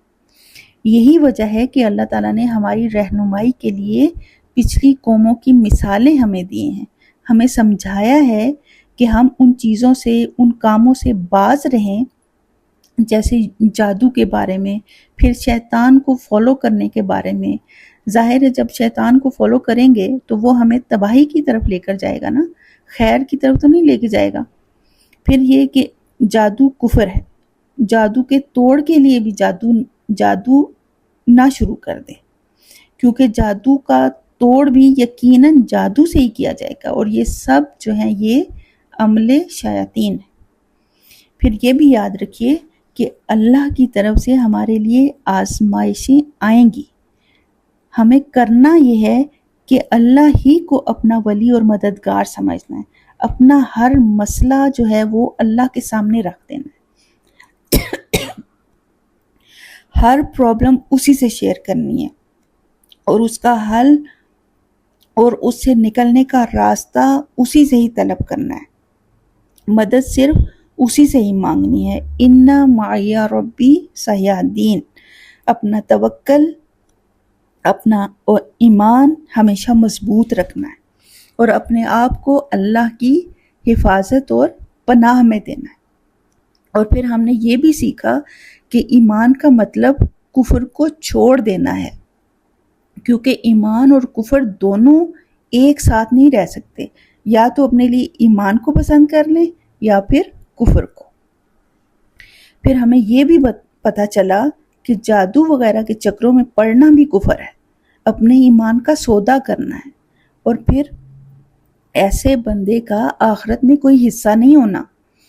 پھر یہ کہ ہمیں ایٹیکیٹس پتہ چلے، ایسی ورڈنگ استعمال کرنا۔ پھر نبی صلی اللہ علیہ وسلم کی سنتوں کے بارے میں پتہ چلا، جو حکم انہوں نے دیے ان کے بارے میں کوئی ایسی بات کرنا جو ان کے اوپر اعتراض کرنا ہو، جس میں ان کی ڈس ریسپیکٹ کرنا ہو، کسی طرح بھی جائز نہیں ہے۔ اور پھر یہ کہ کوئی اہل کتاب یا مشرک ہمارے ہمدرد یا مخلص نہیں ہے، انہیں کبھی بھی یہ بات ہضم نہیں ہوتی کہ ہمیں کوئی خیر و بھلائی ملے، اور اللہ ہی ہمارا ولی اور مددگار ہے، وہ جسے چاہے خیر و بھلائی عطا فرمائے۔ اور یہ بھی ہم نے دیکھا کہ قرآن میں نسخ ہے، موجود ہے، اور قرآن میں ٹوٹل 5 آیات نسخ ہیں۔ یہ ان آیات سے ہم نے یہ لیسن لیے. آگے چلتے ہیں. وَدَّ كَثِيرٌ مِّنْ أَهْلِ الْكِتَابِ لَوْ يَرُدُّونَكُم مِّن بَعْدِ ایمانکم کفار. اہل کتاب میں سے بہت سوں کی یہ دلی چاہ تھی، بہت زیادہ یہ ڈیزائر تھی ان کی کہ تمہیں تمہارے ایمان سے پھیر کر کفر میں مبتلا کر دیں. حسدم من عند انفسہم، یہ ان کا اپنا حسد ہے تمہارے خلاف. من بعد ما تبین لہم الحق، کیونکہ ان پہ یہ واضح ہو چکا تھا کہ جو اصل حق ہے وہ تمہارے ہی پاس ہے، اس لیے اب وہ یہ چاہتے ہیں کہ تم بھی ان کے ساتھ ان کے کفر میں شریک ہو جاؤ. فاعفو واصفحوا، بس آپ انہیں معاف کر دیں اور درگزر کر دیں. حتی یأتی اللہ بامرہ، یہاں تک کہ اللہ کا حکم آ جائے. ان اللہ علی کل شیء قدیر، بے شک اللہ تعالیٰ ہر چیز پہ ہر وقت ہر طرح کی قدرت رکھنے والا ہے. دیکھیے یہ وہی بات ہے کہ کوئی شخص یہ سمجھتا بھی ہو کہ اس کے پاس، سامنے والے کے پاس جو چیز ہے وہ ٹھیک ہے، اور وہ اسے اپنی ذاتی ضد، حسد اور انا کی وجہ سے اسے حاصل بھی نہ کر سکے، تو پھر وہ اپنی دشمنی سامنے والے کے ساتھ اس طرح پوری کرتا ہے کہ وہ چیز اس کے پاس بھی نہ رہے. اس کو کہتے ہیں حسد. ایک ہوتا ہے حسد اور ایک ہوتا ہے رشک. حسد کی دو قسمیں ہیں، ایک پازیٹیو اور ایک نیگیٹو. پازیٹیو کو رشک کہتے ہیں اور نیگیٹو کو حسد کہتے ہیں. ان دونوں میں فرق کیا ہے؟ فرق یہ ہے کہ جو شخص کسی کی نعمت کو دیکھ کے یہ حسرت کرتا ہے کہ کاش یہ مجھے بھی مل جائے، یہ رشک ہے. کاش یہ مجھے بھی مل جائے، یہ رشک ہے. اور اس حسد کو پازیٹیو ڈائمنشن کہتے ہیں. دوسری ہے حسد کی نیگیٹو ڈائمنشن، جس کو یہاں پہ بیان کیا گیا ہے کہ دوسرے کی نعمت کو دیکھ کر اپنے اندر جلن محسوس کرنا اور یہ جذبہ رکھنا کہ اس سے یہ نعمت جو ہے وہ چھن جائے، مجھے ملے نہ ملے اس سے چھن جائے. یہ ہے پراپر حسد اور اس کی نیگیٹو ڈائمنشن. نبی صلی اللہ علیہ وسلم نے فرمایا کہ دو چیزوں میں رشک جائز ہے، یعنی رشک کیا جا سکتا ہے. نمبر ایک کہ اگر کسی شخص کو اللہ نے قرآن عطا کیا ہو اور وہ صبح شام لوگوں کو قرآن پڑھا رہا ہو. نمبر دو، کسی شخص کو اللہ نے مال عطا کیا ہو، حلال رزق، اور وہ صبح شام اسے اللہ کی راہ میں خرچ کر رہا ہو. ان دو لوگوں یا ان دو چیزوں کے بارے میں رشک جائز ہے کہ اللہ مجھے بھی مال عطا کر کہ میں بھی تیرے راستے میں خرچ کروں. اللہ مجھے بھی قرآن کا علم عطا فرما کہ میں بھی دن رات لوگوں کو اس کی تعلیم دوں، تیرے قرآن کو لوگوں تک پہنچاؤں، اس علم کو پھیلاؤں. یہ رشک تو جائز ہے، باقی سب غلط. لیکن اس آیت میں جو بات بیان ہو رہی ہے، یہ جو طریقہ کار وہ اختیار کیے ہوئے ہیں کہ وہ یہ چاہتے ہیں کہ تم سب کو کافر بنا دیں، یہ اس آیت ایک خاص تناظر میں یہ نازل ہوئی ہے. یہ آیت اسکالرز کہتے ہیں کہ یہ آیت اس وقت نازل ہوئی جب غزوہ احد کے بعد مسلمان دل گرفتہ تھے، اور اس دل گرفتگی کے ماحول کو یہودیوں نے کیش کرنا چاہا، اور انہوں نے بہت سے مسلمانوں کو تبلیغ کرنا شروع کر دی کہ تم لوگ یہودی ہو جاؤ، کیونکہ تمہارے ایمان نے تو تمہیں کوئی فائدہ ہی نہیں دیا، تمہارے اللہ نے تو تمہاری کوئی مدد ہی نہیں کی. تو اس دل گرفتگی کے موقع پر انہوں نے یہ یہودیت کی دعوت دی. تمہاری دل گرفتگی سے انہیں کوئی فرق نہیں پڑتا، یہ تمہارے قطعاً خیر خواہ نہیں ہے، یہ تو تمہارے پاس جو حق ہے اس سے حسد کرتے ہیں کہ یہ حق جو ہے وہ تمہارے پاس نہ رہے. اس آیت سے ایک مطلب یہ بھی نکلتا ہے کہ ہر ایسی کوشش اور کاوش جو مسلمانوں کو یہودیوں کے ساتھ ملانے والی ہو یا یہودیوں جیسا طرز عمل اختیار کروانے کی کاوش ہو، وہ ایسے ہی ہے جیسے کسی کو ایمان کے بعد کافر بنانے کی کوشش ہو. ساری دنیا کو یہ پتہ ہے کہ دین اسلام ہی حق ہے، اسی لیے ہر کوئی مسلمانوں کا دشمن بنا بیٹھا ہے. تمام کافر انہی کاوشوں میں رہتے ہیں کہ کسی طرح مسلمانوں کی اسلام سے اور نبی صلی اللہ علیہ وسلم سے جو وابستگی ہے اس کو ختم کیا جائے۔ آج دیکھیں نا ہماری نوجوان نسل کو، ہماری یوتھ کو کن کاموں میں لگایا ہوا ہے۔ آئے دن ایک نیا فتنہ تیار کیا ہوتا ہے ہماری یوتھ کے لیے، ان کو برباد کرنے کے لیے۔ صرف موبائل فون کو ہی دیکھیں نا تو یہ آگ ہے جو آج ہمارے بچوں کے ہاتھوں میں پکڑا دی گئی ہے۔ اس میں ہر طرح کا فتنہ اور ہر طرح کی بے حیائی جو ہے سرے عام پھیلائی جا رہی ہے، اور ہماری یوتھ اس قدر اس ایڈکشن کا شکار ہے کہ الامان الحفیظ۔ اور پھر ایک فتنہ یہ ہے کہ ایسے ایسے سوالات اٹھائے جاتے ہیں، ایسی ایسی باتیں پھیلائی جاتی ہیں ہمارے دین اسلام اور نبی صلی اللہ علیہ وسلم کے خلاف کہ ہمارے بچے خود کنفیوز ہو جاتے ہیں اور اپنے ہی دین سے متنفر ہونے لگتے ہیں۔ اور یہی تو ان کا ہدف ہے، یہی تو ان کا ٹارگٹ ہے کہ ہماری یوتھ کو ذہنی طور پہ مفلوج کر دیا جائے، اپنے دین سے متنفر کر دیا جائے، اور وہ اپنے اس مشن میں بہت حد تک کامیاب ہو رہے ہیں۔ یہاں امت وسط ہونے کے ناطے، مسلمان ہونے کے ناطے ہماری حکومت کی، ہمارے ٹیچرز کی، ہمارے علماء کرام کی یہ اولین ذمہ داری بنتی ہے کہ اس لادینیت کے طوفان کو روکنے کے لیے بھرپور اور عملی قدم اٹھائے جائیں، اور اپنی نوجوان نسل کی حفاظت کے لیے پر اثر، اٹریکٹیو اور پروڈکٹیو تعلیم مہیا کی جائے، دین کو سلیبس میں شامل کیا جائے، مسلم ہیروز کو انٹروڈیوس کروایا جائے، مسجدوں کو آباد کیا جائے، تعلیمی اداروں میں لباس پہ، لینگویج پہ خصوصی توجہ دی جائے، تعلیم کو کاروبار بنانے کی بجائے نوجوان نسل کی تربیت کی جائے۔ اس میں والدین کی سب سے بڑی ذمہ داری بنتی ہے کہ وہ بچپن سے ہی اپنے دین سے اپنے بچوں کی وابستگی کو سٹرونگ بنائیں۔ یہی بچے ہمارا مستقبل ہیں۔ اپنے مستقبل کو روشن بنانے میں ایک دوسرے کے مددگار بنیے۔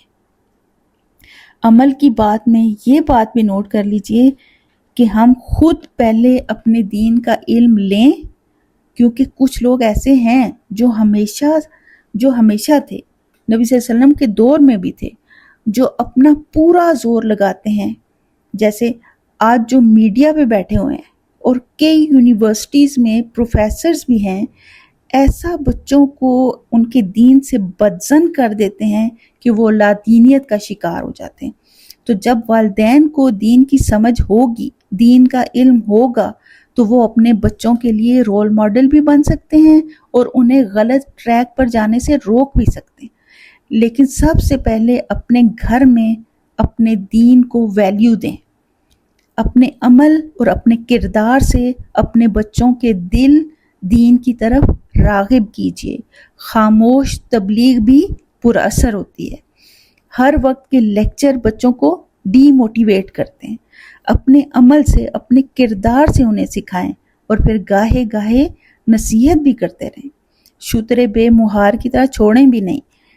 ان کی ہمارے لیے تمنائیں چیک کریں کہ وہ کس طرح ہمارے ساتھ بدخواہی نبھا رہے ہیں، ہمیں کفر کی طرف دھکیلنا چاہ رہے ہیں، اور ہمارا رب ہمیں ان کے بارے میں کیا حکم دے رہا ہے؟ فاعفو واصفحوا، کہ ان کے ساتھ لڑنا نہیں ہے، فی الحال انہیں معاف کر دو، ان سے درگزر کر دو، کوئی ضرورت نہیں ہے ان سے ٹکراؤ کرنے کی۔ اس کی وجہ کیا ہے؟ کہ ابھی ان سے بڑے دشمنوں سے لڑنا ہے، کیونکہ مشرکین مکہ مسلمانوں کے بہت بڑے دشمن تھے، ان کے ساتھ محاذ آرائی جو ہے وہ ابھی کرنی تھی۔ اس لیے اللہ نے حکم دیا کہ ابھی ان سے درگزر کرو، پھر جب موقع آئے گا تو اللہ تمہیں بتا دے گا کہ اب ان کے ساتھ لڑنا ہے۔ حتی یاتی اللہ بامرہ، تو پھر غزوہ احزاب، غزوہ بدر، غزوہ احد وغیرہ میں مسلمان ان یہودیوں کے خلاف لڑے، پیش قدمی کی۔ اس کے پاس، اللہ کے پاس ساری طاقتیں موجود ہیں، بس اللہ کی اپنی حکمتیں ہوتی ہیں جنہیں انسان نہیں سمجھ سکتے۔ ان اللہ علی کل شیء قدیر۔ آج اللہ کا حکم آ چکا ہے۔ اگر کفار کی طاقتیں ہمارے خلاف حملہ آور ہوتی ہیں تو ہم سب امت مسلمہ مل کر ان کفار کا کلاکما کر کے رکھ دیں۔ اب فافو وصفحو والی کنڈیشن ختم ہو چکی ہے۔ کوئی دین اسلام کی طرف میلی آنکھ سے دیکھے تو گاڑ کے رکھ دیں گے۔ کسی کو دین اسلام کی طرف غلط نگاہ اٹھانے کی جرت نہیں ہونی چاہیے۔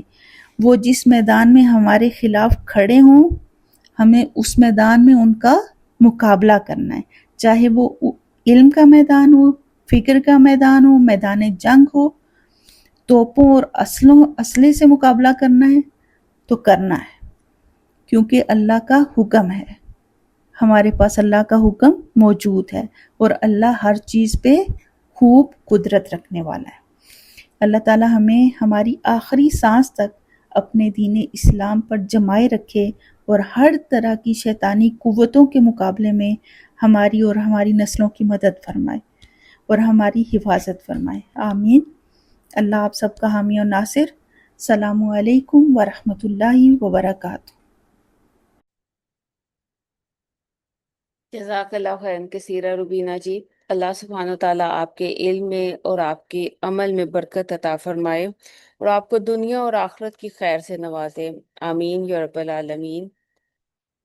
جی، ذرا ایک تصور کیجئے کہ کبھی کبھی ایسا ہوا ہے کہ آپ کسی خوبصورت باغ میں جائیں، وہاں بے شمار پھول کھلے ہوئے ہوں، ہر طرف خوشبو ہو، ہر طرف رنگ ہی رنگ ہو، آپ پورا باغ دیکھ کر واپس آ سکتی ہیں، لیکن اکثر ایسا ہوتا ہے کہ واپسی پر آپ ایک ہی پھول اپنے ساتھ لاتی ہیں۔ کیوں؟ کیونکہ وہ ایک پھول آپ کے دل کو چھو گیا، اس کی خوشبو آپ کے ساتھ سفر کرتی رہتی ہے اور بار بار آپ کو اسی باغ کی یاد دلاتی ہے۔ قرآن کے ساتھ بھی ہمارا تعلق کچھ ایسا ہی ہونا چاہیے۔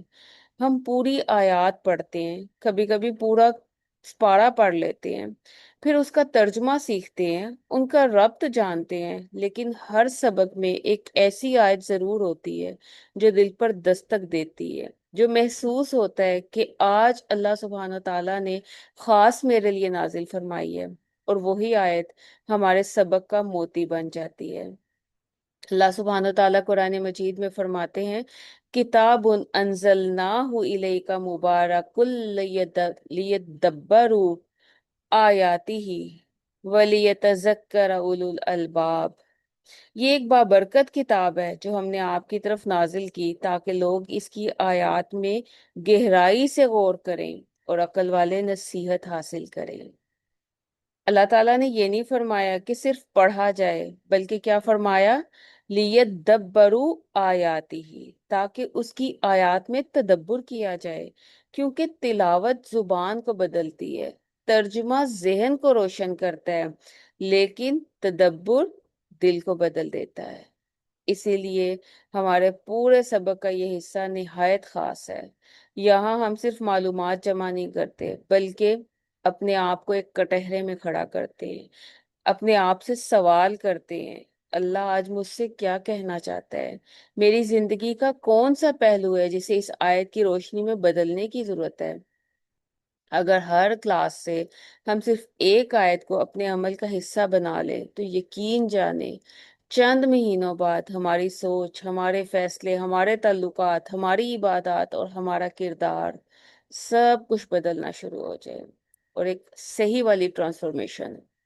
اور یہی قرآن کا اصل معجزہ ہے کہ وہ صرف انفارمیشن نہیں دیتا بلکہ پرسنالٹی ڈیولپمنٹ کرتا ہے، انسان کی شخصیت کی تعمیر کرتا ہے۔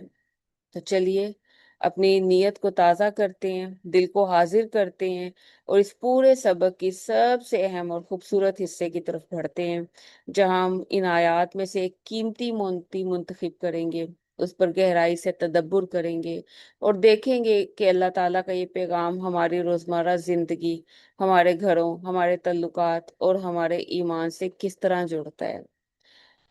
آج ہم نے سورۃ البقرہ کی آیت نمبر 109 کو اپنے لیے منتخب کی ہے۔ شاید پہلی نظر میں یہ محسوس ہو کہ یہ آیت تو اہل کتاب کے بارے میں ہے، ان کے حسد کا ذکر ہے، ان کے رویوں کا بیان ہے، لیکن قرآن کی خوبصورتی یہی ہے کہ وہ صرف دوسروں کا تعارف نہیں کرواتا، بلکہ ہر آیت کے ذریعے ہمیں اپنا تعارف کرواتا ہے۔ اگر ہم صرف یہ سوچتے رہیں کہ یہ آیت فلاں قوم کے بارے میں ہے تو ہم قرآن کے اصل مقصد سے محروم رہ جائیں گے، کیونکہ قرآن یہ نہیں بتا رہا کہ دیکھو وہ کیسے تھے، بلکہ یہ بھی پوچھ رہا ہے کہ دیکھو تم کیسے ہو۔ ہم نے اس آیت کو اس لیے منتخب کی ہے کہ یہ آیت انسان کے دل کی ایک ایسی بیماری کو بے نقاب کرتی ہے جو بظاہر نظر نہیں آتی، لیکن اس کے اثرات پوری زندگی پر پڑتے ہیں۔ یہ بیماری عبادتیں کھا جاتی ہے، رشتے خراب کر دیتی ہے، سکون چھین لیتی ہے، اور بعض اوقات تو انسان کو حق قبول کرنے سے بھی محروم کر دیتی ہے، اور اس بیماری کا نام ہے حسد۔ آج کا تدبر صرف حسد پر بھی نہیں ہوگا۔ اگر ایسا ہوتا تو شاید ہم چند تعریفیں، چند مثالیں اور چند احادیث بیان کر دیتے، لیکن ہم اس آیت کو ایک اور زاویے سے دیکھیں گے، ایک اور اینگل سے دیکھیں گے۔ ہم یہ جاننے کی کوشش کریں گے کہ آخر وہ کون سی کیفیت تھی جس نے اہل کتاب کو حق جان لینے کے باوجود حق قبول کرنے سے روک دیا۔ کیا یہ صرف حسد تھا، یا حسد کے پیچھے انا تھی، یا ان کا تکبر تھا، یا دنیا کی محبت تھی، یا اپنی برتری کا احساس تھا؟ اور پھر اللہ تعالیٰ نے اسی آیت میں اس بیماری کا علاج بھی بتا دیا۔ بیماری بھی ایک ہی آیت میں اور شفا بھی اسی آیت میں۔ اسی لیے آج ہم اس آیت کو صرف سنیں گے نہیں، بلکہ اپنے دل کے سامنے رکھیں گے، ہر جملے پر خود سے سوال کریں گے، ہر لفظ پر رکیں گے، ہر حکم کو اپنی زندگی سے جوڑیں گے، کیونکہ تدبر کا تو مطلب ہی یہ ہے کہ قرآن کو دوسروں کے لیے نہیں، پہلے اپنے لیے پڑھا جائے۔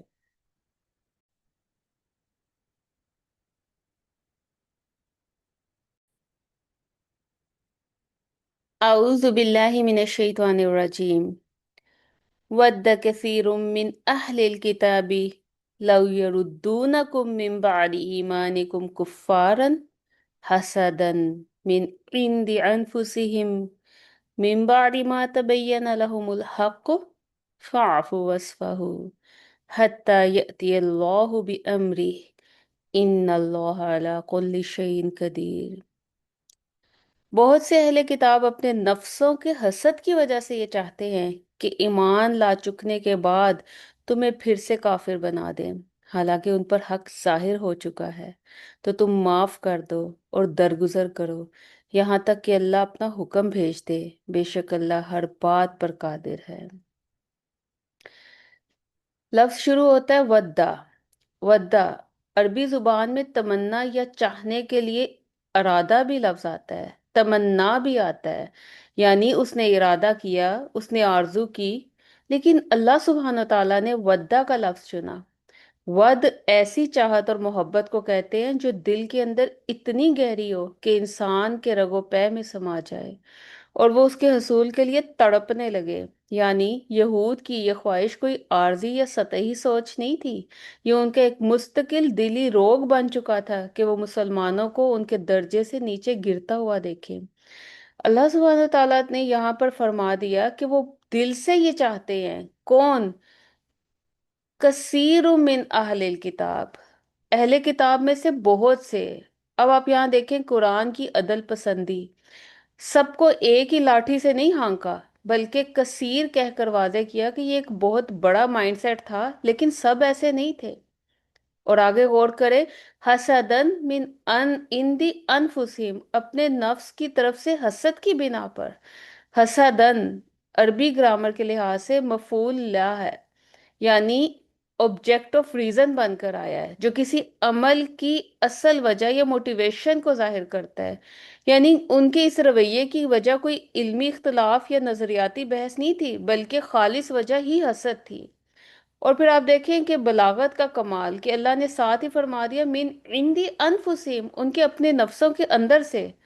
مفسرین اس کے بارے میں کہتے ہیں کہ یہ اضافی طور پر بتایا گیا ہے کہ یہ حسد باہر کی کسی فیکٹر کی وجہ سے نہیں تھا، بلکہ اندر ان کے نفس کا خمیر بن چکا تھا، ایسا وائرس جو ان کے اندر ہی تیار ہوا اور اندر ہی اندر ان کے وجود کو چاٹ رہا تھا۔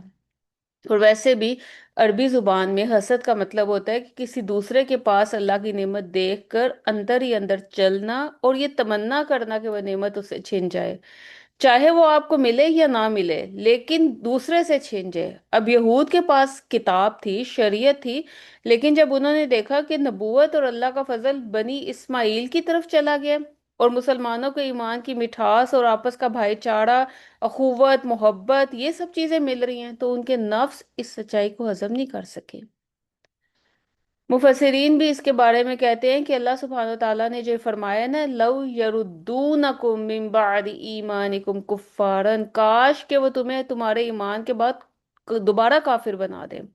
اب یہاں یہ جو لفظ ہے نا یردونکم، یہ را دال دال سے ہے، جس کا معنی ہے کسی چیز کو اس کے اصل مقام سے ریورس کر دینا، پیچھے کی طرف دھکیل دینا۔ اللہ تعالیٰ نے یہ بھی نہیں فرمایا کہ وہ تمہیں دین یہود میں داخل کرنا چاہتے، بلکہ وہ تمہیں ریورس گیئر لگا کر واپس کفر اور اندھیروں کی طرف دھکیلنا چاہتے ہیں۔ یعنی ان کا اصل ہدف تمہیں اپنا جیسا بنانا نہیں، بلکہ اصل یہ ہے کہ تمہارا یہ سکون، تمہارا ایمان، تمہاری اندرونی خوبصورتی، تمہارا تقوی، یہ سب چھن جائے اور تم بھی انہی کی طرح بے چین اور کھوکھلے ہو جاؤ۔ آج کے دور میں اگر اس لفظ کو ذرا جج کریں، آج ہمارا سب سے بڑا فکری المیہ کیا ہے؟ ہم سمجھتے ہیں کہ حسد شاید صرف جادو ٹونے یا نظر بد کا نام ہے، کوئی باہر کا بندہ ہم پر آ آ کر یہ جادو کر دیتا ہے۔ نہیں، قرآن اس جگہ ہمیں ایک لائیو سوشل وائرس سے واقف کرا رہا ہے۔ جب آپ دین کے راستے پر چلتے ہیں، جب آپ فیشن اور سوسائٹی کے پریشر کو چھوڑ کر حیا کا راستہ اپناتے ہیں، جب آپ اپنے گھر میں سادگی اور قناعت لے کر آتے ہیں، تو سوسائٹی کے وہ لوگ جو خود اس مادی دور سے تھک چکے ہوتے ہیں، وہ آپ کو دیکھ کر علمی بحثیں نہیں کرتے، ان کے اندر کا نفس من عند انفسہم تڑپ اٹھتا ہے کہ یہ لوگ یہ اس سستے لائف سٹائل میں اتنی پرسکون زندگی کیوں گزار رہے ہیں، یہ برانڈز کے بغیر اتنے مطمئن کیوں ہیں۔ پھر وہ آپ کو سچائی کی طرف بلانے کے بجائے آپ کے ایمان اور سادگی پر طنز کے تیر چلاتے ہیں۔ پھر آپ کو یہ سننے کو ملتا ہے بڑی حاجن بن گئی ہو، دیکھنا 2 دن کا شوق ہے، اب دنیا سے کٹ کر کتنا جیو گی۔ اور یہ طنز اصل میں علم کا اختلاف نہیں ہوتا، یہ ان کے اپنے اندر کی بے چینی ہوتی ہے۔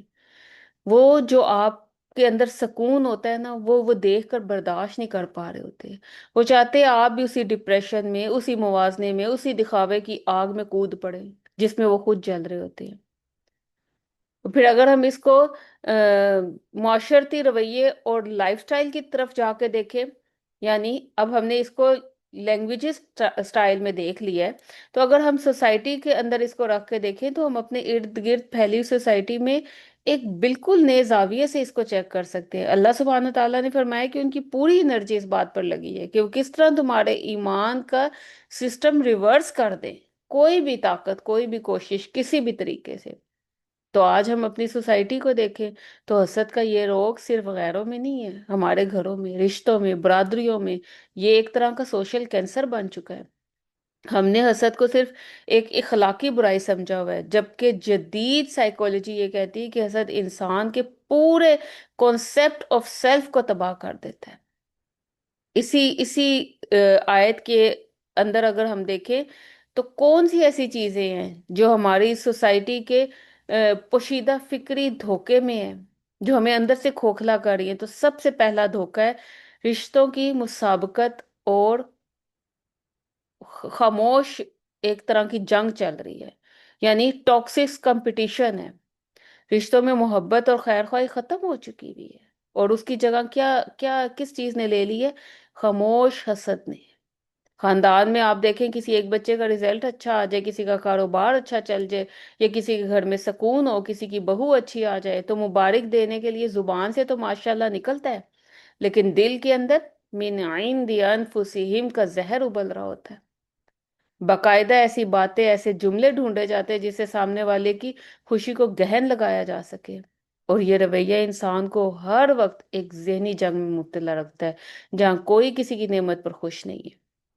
اور پھر جو دوسرا فکری دھوکہ ہے وہ یہ ہے سوشل میڈیا اور نعمتوں کی نمائش، دا فلیکس کلچر۔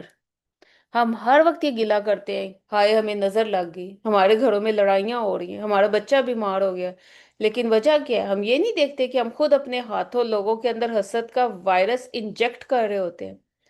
شوہر نے کوئی تحفہ دیا، تصویر لگا دی، فینسی ریسٹورنٹ کے کھانے کھائے، لائیو لوکیشن شیئر کر دی، اپنے بچوں کی معصومانہ حرکتوں کی ویڈیوز جو ہے پبلک کی جاتی ہیں، اور پھر جب سوسائٹی میں کوئی ایسی عورت، کوئی ایسا خاندان، کوئی ایسے غریب گھر جن کے پاس یہ نعمتیں نہیں ہیں، وہ ان تصاویر کو دیکھتے ہیں تو بعض اوقات نادانی میں بھی دل سے ایک سرد آہ نکلتی ہے، جو حسد بن کر لائف پورے کے پورے آپ کے لائف سسٹم کو ڈیمیج کر دیتی ہے۔ ہم نعمتوں کا شکر ادا کرنے کے بجائے نعمتوں کو شو آف کر رہے ہیں۔ اور پھر تیسرا دھوکا کیا ہے؟ دوسروں کی کمزوریوں پر خاموش بلکہ خوشی محسوس کرنا۔ یہ حسد کا سب سے بدترین اور کڑوا رخ ہے۔ سوسائٹی میں آج یہ المیہ بن چکا ہے۔ کسی کی بیٹی کا رشتہ ٹوٹ جائے، کسی کا بچہ ایگزامز میں فیل ہو جائے، کسی کے گھر جھگڑا ہو جائے اور وہ آپ سمجھے پنچایت میں آ گیا، تو لوگ افسوس کا تو ڈرامہ ہی کر رہے ہوتے ہیں۔ اندر ہی اندر ان کے جو نفس ہے نا، اس کو ایک سیٹسفیکشن مل رہی ہوتی، شکر ہے ان کے گھر میں بھی تو کچھ ہوا، یہ بھی ہماری لائن میں آگے۔ قرآن اسی مائنڈ سیٹ کو بے نقاب کرتا ہے کہ یہود مسلمانوں کو کفر دیکھنا چاہتے تھے تاکہ ان کا اپنا احساس کمتری ختم ہو چکے۔ آج ہم بھی دوسروں کو گرتا ہوا دیکھ کر اپنے نفس کو بڑا ثابت کرنے کی بیماری میں مبتلا ہیں۔ اور پھر چوتھا فکری دھوکہ کیا ہے؟ دینداری کا حسد، اسپرچل جیلسی۔ یہ وہ پہلو ہے جو خاص طور پر ہم اگر خاص طور پر دین میں آ چکے ہیں نا تو ان پر پوری طرح فٹ آتا ہے۔ بعضوں کا دنیا کا حسد تو ہم کنٹرول کر لیتے ہیں، لیکن دین کے اندر حسد شروع ہو جاتا ہے۔ کسی آپ کی کو آپ کی میٹ ہے جس نے اچھے نمبر لے لیے، اچھا جواب دے دیا، اس کے کوئی زیادہ اچھا ہو گیا، کسی کا اخلاق ہم سے زیادہ اچھا ہے، کسی کو دین کے کام کے لیے زیادہ قبولیت مل رہی ہے، کسی کو اپریشیٹ کیا جا رہا ہے، تو دل کے کسی کونے میں ایک چبھن سی محسوس ہونے لگے، یہ مجھ سے آگے کیوں نکل رہی ہے؟ ہم اس کی خامیوں کو کریدنا شروع کر دیتے ہیں انکانشیسلی۔ کیوں؟ تاکہ اس کا امیج خراب ہو سکے، اگلی دفعہ اسے اپریشیٹ نہ کیا جا سکے۔ یاد رکھیے، ابلیس دنیا کی وجہ سے کافر نہیں ہوا تھا، وہ دینداری اور مرتبے کی وجہ سے، حسد کی وجہ سے مردود ہوا تھا، روندا گیا تھا۔ اور یہ بھی یاد رکھیے کہ جب حق اور علم آ جانے کے بعد بھی دل میں دوسروں کی مقبولیت یا دینی کام کو دیکھ کر گھٹن محسوس ہونا، تو وہیں سمجھیں کہ یہ یہود کا وہ مرض ہمارے اندر بھی سرایت کر گئے۔ اور پھر یہ دیکھیں کاروباری حسد۔ آج کل خواتین بھی گھر بیٹھے on line business, boutique, home chef اور دیگر کام بڑی خوش اسلوبی سے، کامیابی سے کر رہی ہیں، لیکن اس کے ساتھ ساتھ کاروباری حسد بھی بڑھ گیا۔ کسی کا اچھا کام چل پڑے، کسی کے آئیڈیاز اچھے ہوں تو ان کو چوری کرنا، ان کے خلاف جھوٹی افواہیں پھیلانا، ان کے کسٹمرز خراب کرنے کی کوشش کرنا، یہ معمول کی بات بن چکی ہے۔ حالانکہ اللہ سبحانہ تعالیٰ نے تو رزق کا وعدہ کیا ہے۔ قرآن مجید میں ایک جگہ اللہ تعالیٰ نے فرما دیا جس کا ترجمہ ہے، اور اگر اللہ اپنے تمام بندوں کے لیے رزق میں فراغی کر دیتا تو وہ زمین میں سرکشی کرنے لگتے، لیکن وہ ایک اندازے کے ساتھ جو چاہتا ہے نازل کرتا ہے۔ یعنی جب ہم کسی کے ساتھ کاروباری حسد کرتے ہیں تو ہم دراصل اللہ کے اس اندازے، اس کی تقسیم پر آبجیکشن کر رہے ہوتے ہیں کہ یا اللہ تو نے اسے کیوں دیا، مجھے کیوں نہیں۔ بس سمپل سی ایک بات یاد رکھیے، حسد صرف اخلاقی برائی نہیں ہے، یہ ہماری نیکیوں کو ایسے کھا جاتا ہے جیسے آگ سوکھی لکڑی کو۔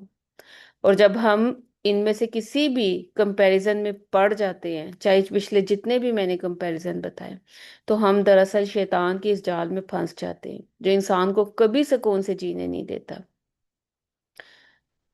آگے چل کے اگر ہم دیکھیں تو ہم نفس انسانی کی اس گہری اور تاریک حقیقت کی طرف چلیں گے جو ایک بہت بڑی سائیکولوجیکل ڈسکوری ہے۔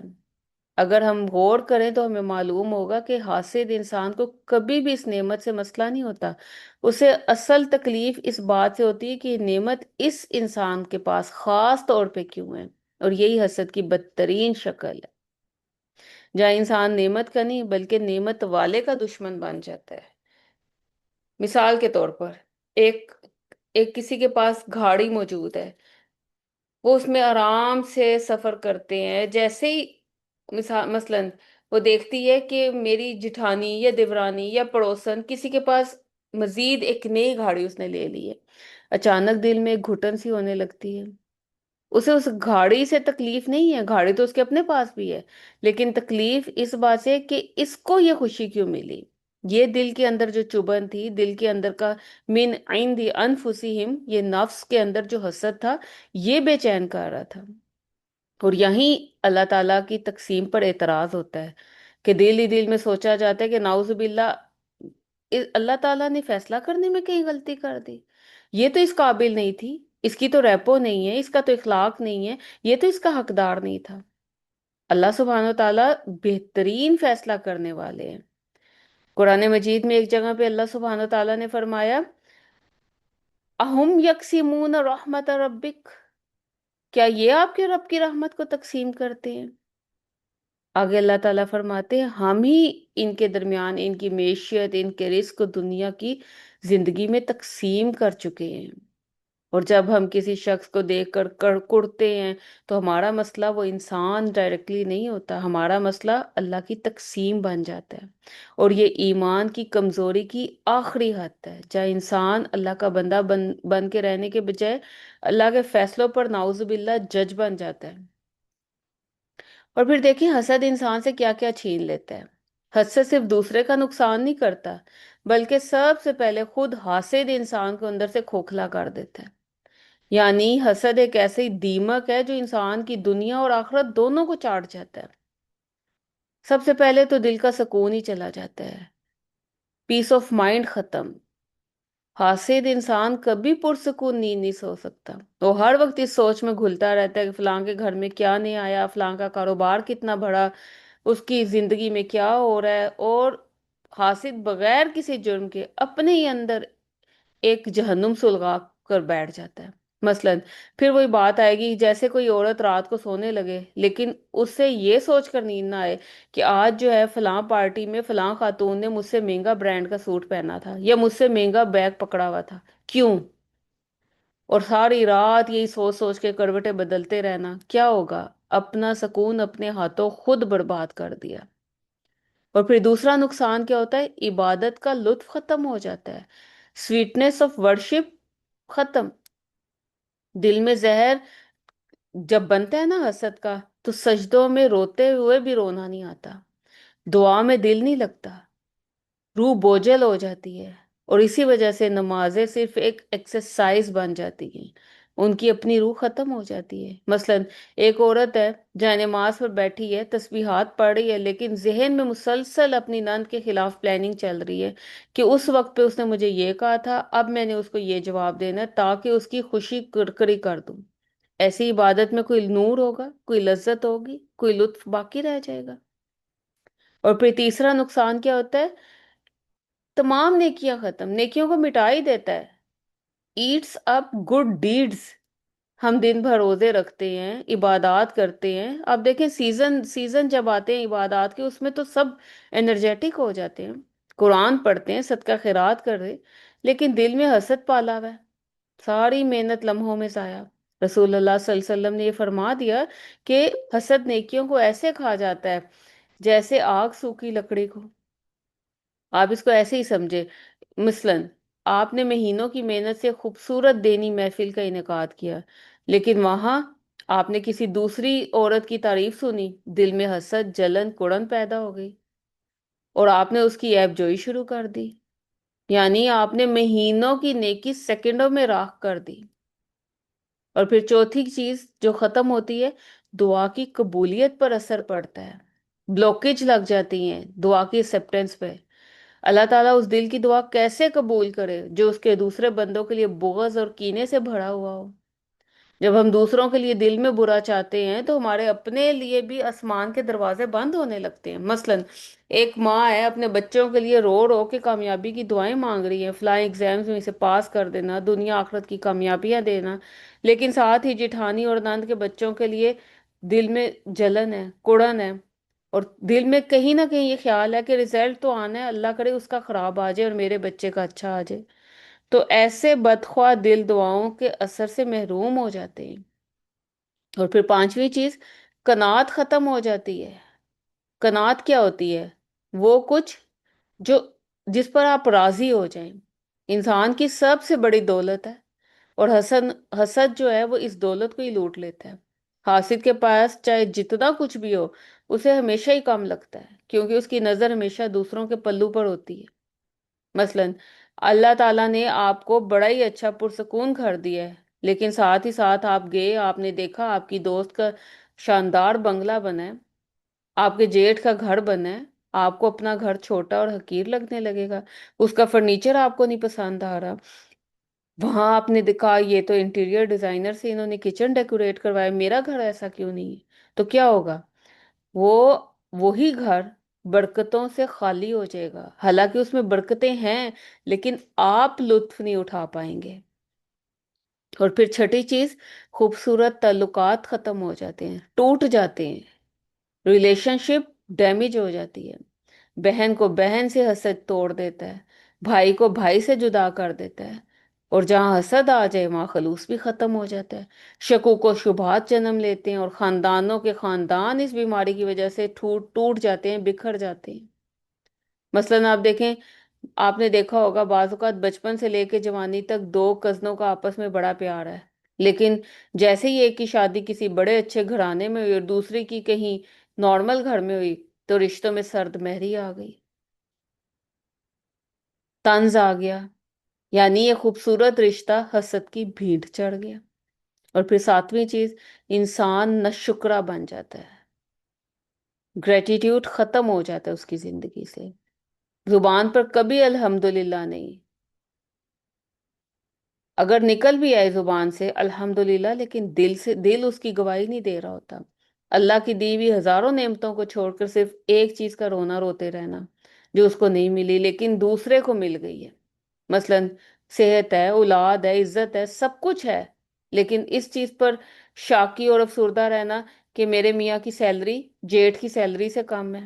اب یہ حسد نہ شکراپن پیدا کرتا ہے، اور اللہ کی نظر میں بھی انسان کو گرا دیتا ہے۔ اور پھر آٹھویں چیز، خود آپ دیکھیں کہ آپ کی ہیلتھ، آپ کی گلو، یہ سب چیزیں ختم ہو جاتی ہے، چہرے کی رونق، صحت چھن جاتی ہے، کیونکہ یہ ایک روحانی بیماری نہیں ہے صرف، یہ انسان کے جسم کو بھی بیمار کر دیتی ہے۔ مسلسل کڑھن، حسد، حسرت، غصہ انسان کے چہرے کے اوپر ایسے فائن لائنز، ایسی لکیریں کھینچ دیتا ہے کہ وہ عمر سے پہلے ہی بوڑھے لگنے لگتے ہیں۔ پھر ہوتا کہ بلڈ پریشر، ڈپریشن جیسی بیماریاں توفتاً ملنے لگتی ہیں۔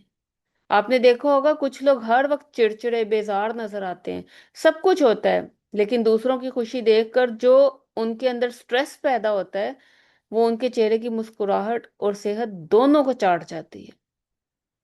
تو پھر سوچنے کی بات کیا ہے؟ ذرا اس چیز کو غور کیجئے، جس حسد کی وجہ سے ہم دوسروں کا نقصان کرنا چاہتے ہیں نا، وہ دراصل پیاسے کو پانی پلانے کے بجائے خود زہر پینے جیسا ہے۔ نقصان کس کا ہوا؟ ہمارا اپنا۔ تو ہمیں کیا کرنا ہے؟ اپنے دل کو اس زہر سے پاک کرنے کا ارادہ کرنا ہے۔ اور پھر آپ دیکھیں آج کی خواتین کا سب سے خاموش فتنہ کیا ہے؟ اگر ہم اپنی روزمرہ زندگی کو آئینے سے جا کے دیکھیں تو پوشیدہ خاموش فتنے کو اگر ہم دیکھیں تو ہم خواتین کے گھروں میں، رشتوں میں، دلوں میں اندر ہی اندر یہ بیماری بن چکی ہے جو دیمک کی طرح اس کو چاٹ رہی ہے۔ یہ کسی بڑی جنگ کی طرح باہر نہیں آ رہا، بلکہ ہمارے ڈرائنگ رومز میں، ہمارے کچنز پہ، ہمارے واٹس ایپ چیٹس میں خاموشی سے پروان چڑھ۔ مثلاً کچھ مثالیں میں سامنے رکھوں گی اور ہم میں سے ہر ایک اپنے آپ کو انالیسس کریں گے۔ ہمارا صبح اٹھنا، گھر کا کام کرنا، بچوں کو سنبھالنا، نمازیں پڑھنا، لیکن ذہن کسی کونے میں ایک مسلسل ریس میں چل رہا ہے۔ اور وہ ریس کیا ہے؟ میری نند نے اس عید پر کتنے تولے کا سیٹ بنوایا، میری دیورانی کے میاں نے اسے کون سا نیا فون گفٹ کیا، میری بھابھی کے بچے اتنے مہنگے برانڈڈ کپڑے کہاں سے پہن رہے ہیں، ارے میری سہیلی کا شوہر تو اسے ہر ویکنڈ پر باہر لے کر جاتا ہے، اور ایک میرا شوہر ہے، اس کے بچے اتنے اچھے اسکول میں جا رہے ہیں، ان کا رزلٹ اتنا شاندار کیوں آیا، ان کی نئی گاڑی کا ماڈل تو دیکھیں ذرا، اور ہمارے پاس وہی چھکڑا، اس کا گھر کتنا بڑا ہے، اس کے کچن کی رینوویشن پر کتنے لاکھ روپے لگا دیے، اور ہمارے تو خرچے ہی پورے نہیں ہوتے۔ اور ہمیں یہ لگتا ہے کہ ایک عام سی گھریلو سوچ ہے، لیکن دراصل حقیقت میں یہی تو وہ زہر ہے جس نے ہمارے پورے وجود کو اطمینان سے محروم کر دیا ہے۔ ہم اپنی نند، دیورانی، جٹھانی، بھابھی، ان سب کی زندگیوں سے کمپیریزن کرتے کرتے اپنی زندگیوں کو دوبھر کر رہے ہیں۔ اور یہاں یاد رکھیے کہ فتنے کی اصل حقیقت، مثلا شیطان کو اس سے کوئی دلچسپی نہیں کہ آپ کے پاس کیا ہے، اسے دلچسپی اس بات سے ہے کہ آپ دوسروں کے پاس کیا دیکھ رہی ہیں۔ شیطان کا تو سب سے بڑا ہتھیار ہی ہے کہ وہ آپ کی اپنی جھولی میں موجود صحت، اپنے اچھے شوہر، پیارے بچے اور چھت جیسی ہزاروں نعمتوں کو آپ کی نظر میں حقیر اور چھوٹا کر دے، اور دوسرے کے ہاتھ میں ایک معمولی سی چیز بھی پکڑی دیکھ کر اس کو کتنا ہی بڑا کر کے دکھاتا ہے، جس کی وجہ سے آپ کا جینا حرام ہو جاتا ہے۔ یہی تو ہے شیطان کا وہ خاموش فتنہ جو ہمیں شاکر سے حاسد اور ناشکرا بنا دیتا ہے۔ چلیں، کافی کچھ ہم نے جان لیا اس کے بارے میں۔ اب ہمیں دیکھنا یہ ہے کہ ہم نے اس بیماری سے نکلنا کیسے ہے، ہم اپنے دل کو اس زہر سے پاک کیسے کریں۔ تو اس کے لیے ہمیں قرآن ہی نے ایک اصول دے دیا، فَاعْفُوا وَاصْفَحُوا حَتَّى يَأْتِيَ اللَّهُ بِأَمْرِهِ۔ تم معاف کر دو، درگزر کر دو، یہاں تک کہ اللہ اپنا حکم بھیج دے۔ قرآن کی خوبصورتی دیکھیے کہ اللہ تعالیٰ نے پہلے بیماری کا ذکر کیا، پھر مومن کے امتحان کا ذکر کیا، اور پھر علاج بھی بتا دیا۔ سامنے والے کے دل میں حسد ہے، وہ تمہارے ایمان کو نقصان پہنچانا چاہتا ہے، وہ تمہاری خیر نہیں چاہتا، لیکن اللہ سبحانہ تعالیٰ تمہیں اس کے رویے کے مطابق رد عمل دینے کا حکم نہیں دے رہا، بلکہ تمہیں اپنے مقام کے مطابق عمل کرنے کا حکم دیا جا رہا ہے۔ یہاں ایک بڑی عجیب بات لگے گی، انسان کو مثلاً جب تکلیف پہنچتی ہے تو اس کے دل میں دو آوازیں اٹھتی ہیں۔ ایک آواز نفس کی ہوتی ہے، جو آتی ہے کہ اس نے کیا ہے جو کچھ میرے ساتھ، اسے ویسا ہی میں لوٹاؤں تاکہ اسے بھی احساس ہو، اسے بھی وہی دوں، وہی درد، وہی تکلیف جو مجھے ملی ہے۔ اور دوسری آواز ایمان کی ہوتی ہے، جو کہتی ہے کہ اللہ کو دیکھو، بندے کو نہیں، اجر کو دیکھو، تکلیف کو نہیں، آخرت کو دیکھو، اس وقتی لمحے کو نہیں۔ اور اکثر اصل جنگ سامنے والے شخص سے نہیں ہوتی، بلکہ اصل جنگ ہی ہوتی ہے اپنے نفس سے۔ اسی لیے اللہ سبحانہ تعالیٰ نے صرف عفو کا حکم نہیں دیا، بلکہ وصفہو ساتھ جوڑ دیا۔ گویا صرف ہاتھ روک لینے کا نام معافی نہیں ہے، بلکہ دل کو بھی صاف کر لو، یہی مطلوب ہے۔ علماء اس کے بارے میں کہتے ہیں کہ عفو یہ ہے کہ انسان سزا دینے کی قدرت رکھنے کے باوجود چھوڑ دے، اور صفحہ یعنی صفحہ پلٹنا، یہ اس سے اگلا درجہ ہے، یعنی صرف معاف ہی نہ کر دو بلکہ دل سے بھی اس معاملے کو نکال دو، بار بار اسے یاد نہ کرو، ہر موقع پر اپنی پرانی فائل کھول کر نہ بیٹھ جاؤ، ہر ملاقات میں پرانا زخم تازہ نہ کرو۔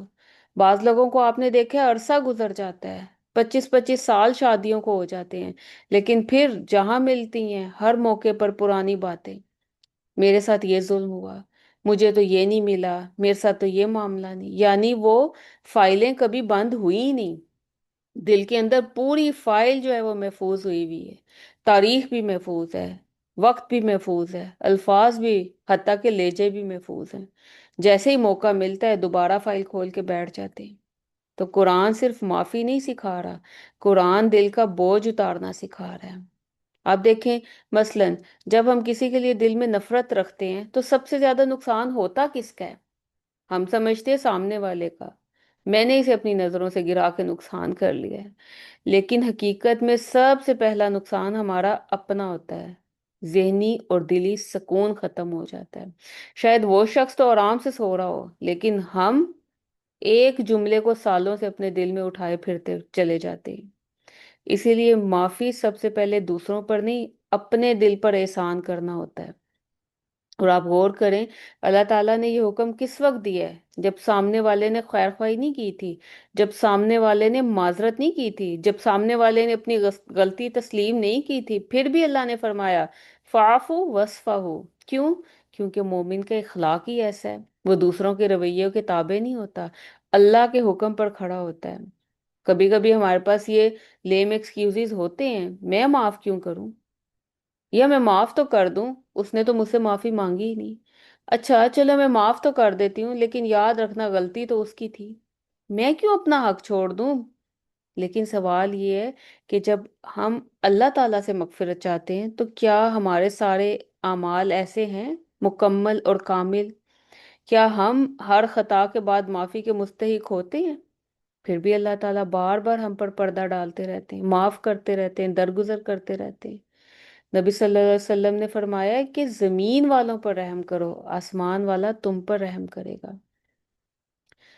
بعض زخم ایسے ہوتے ہیں جو چند دن کے نہیں ہوتے، بعض اوقات کوئی رشتہ دار دل دکھا دیتا ہے، کوئی دوست دھوکہ دے دیتا ہے، کسی کی ایسی بات جو آپ کو سالوں یاد رہتی ہے اور دل میں چھید کرتی ہے، کبھی آپ کی اولاد، سکی اولاد آپ کی ناشکری کر جاتی ہے، آپ کے بہن بھائی آپ کا حق مار لیتے ہیں، یا کبھی کسی کی حسد بھری بات دل میں تیر کی طرح اتر جاتی ہے۔ انسان بظاہر اپنی زندگی گزار رہا ہوتا ہے لیکن دل کے کسی کونے میں ایک فائل بند نہیں ہوتی۔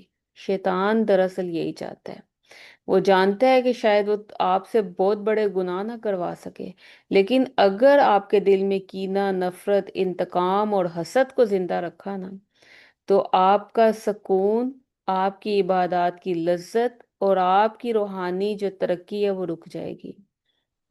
ہم نماز میں کھڑے ہوتے ہیں، ہم اللہ سبحانہ تعالیٰ سے کیا کہتے ہیں؟ ایاک نعبد و ایاک نستعین، لیکن دل کے اندر ہم اس شخص کے خلاف خود مقدمے چلا رہے ہوتے ہیں، جبکہ ہم کیا کہتے ہیں؟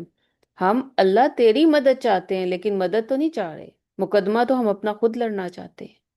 زبان سے قرآن پڑھ رہے ہیں لیکن دل میں پرانے زخموں کی آگ جل رہی ہوتی ہے، اور پھر ہم کہتے ہیں، حیران ہوتے ہیں، عبادتوں میں لذت نہیں ہے، دعاؤں میں وہ کیفیت نہیں آتی، کیوں؟ دل میں سکون ہی نہیں ہے۔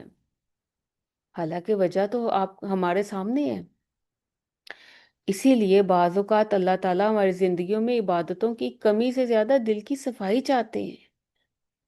اللہ تعالیٰ نے یہ نہیں فرمایا کہ سامنے والا معافی کا مستحق ہے یا نہیں ہے، بلکہ کہا تم معاف کرنے والے بن جاؤ، کیوں؟ یہ تمہارے کردار کی بلندی ہے۔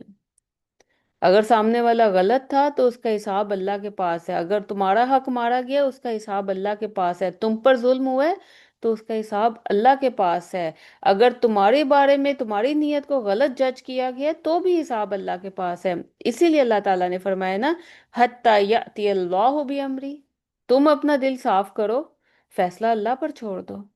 ہے نا عجیب بات؟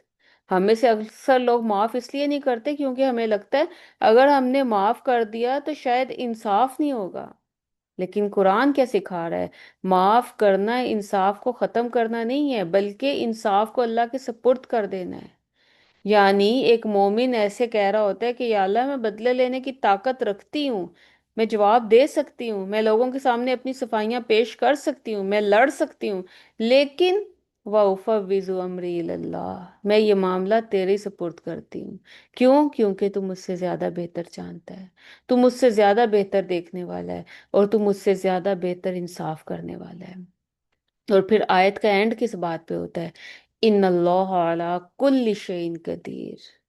یہ جملہ محض ایک عقیدہ نہیں بلکہ دل کو سکون دینے والی ڈوز ہے۔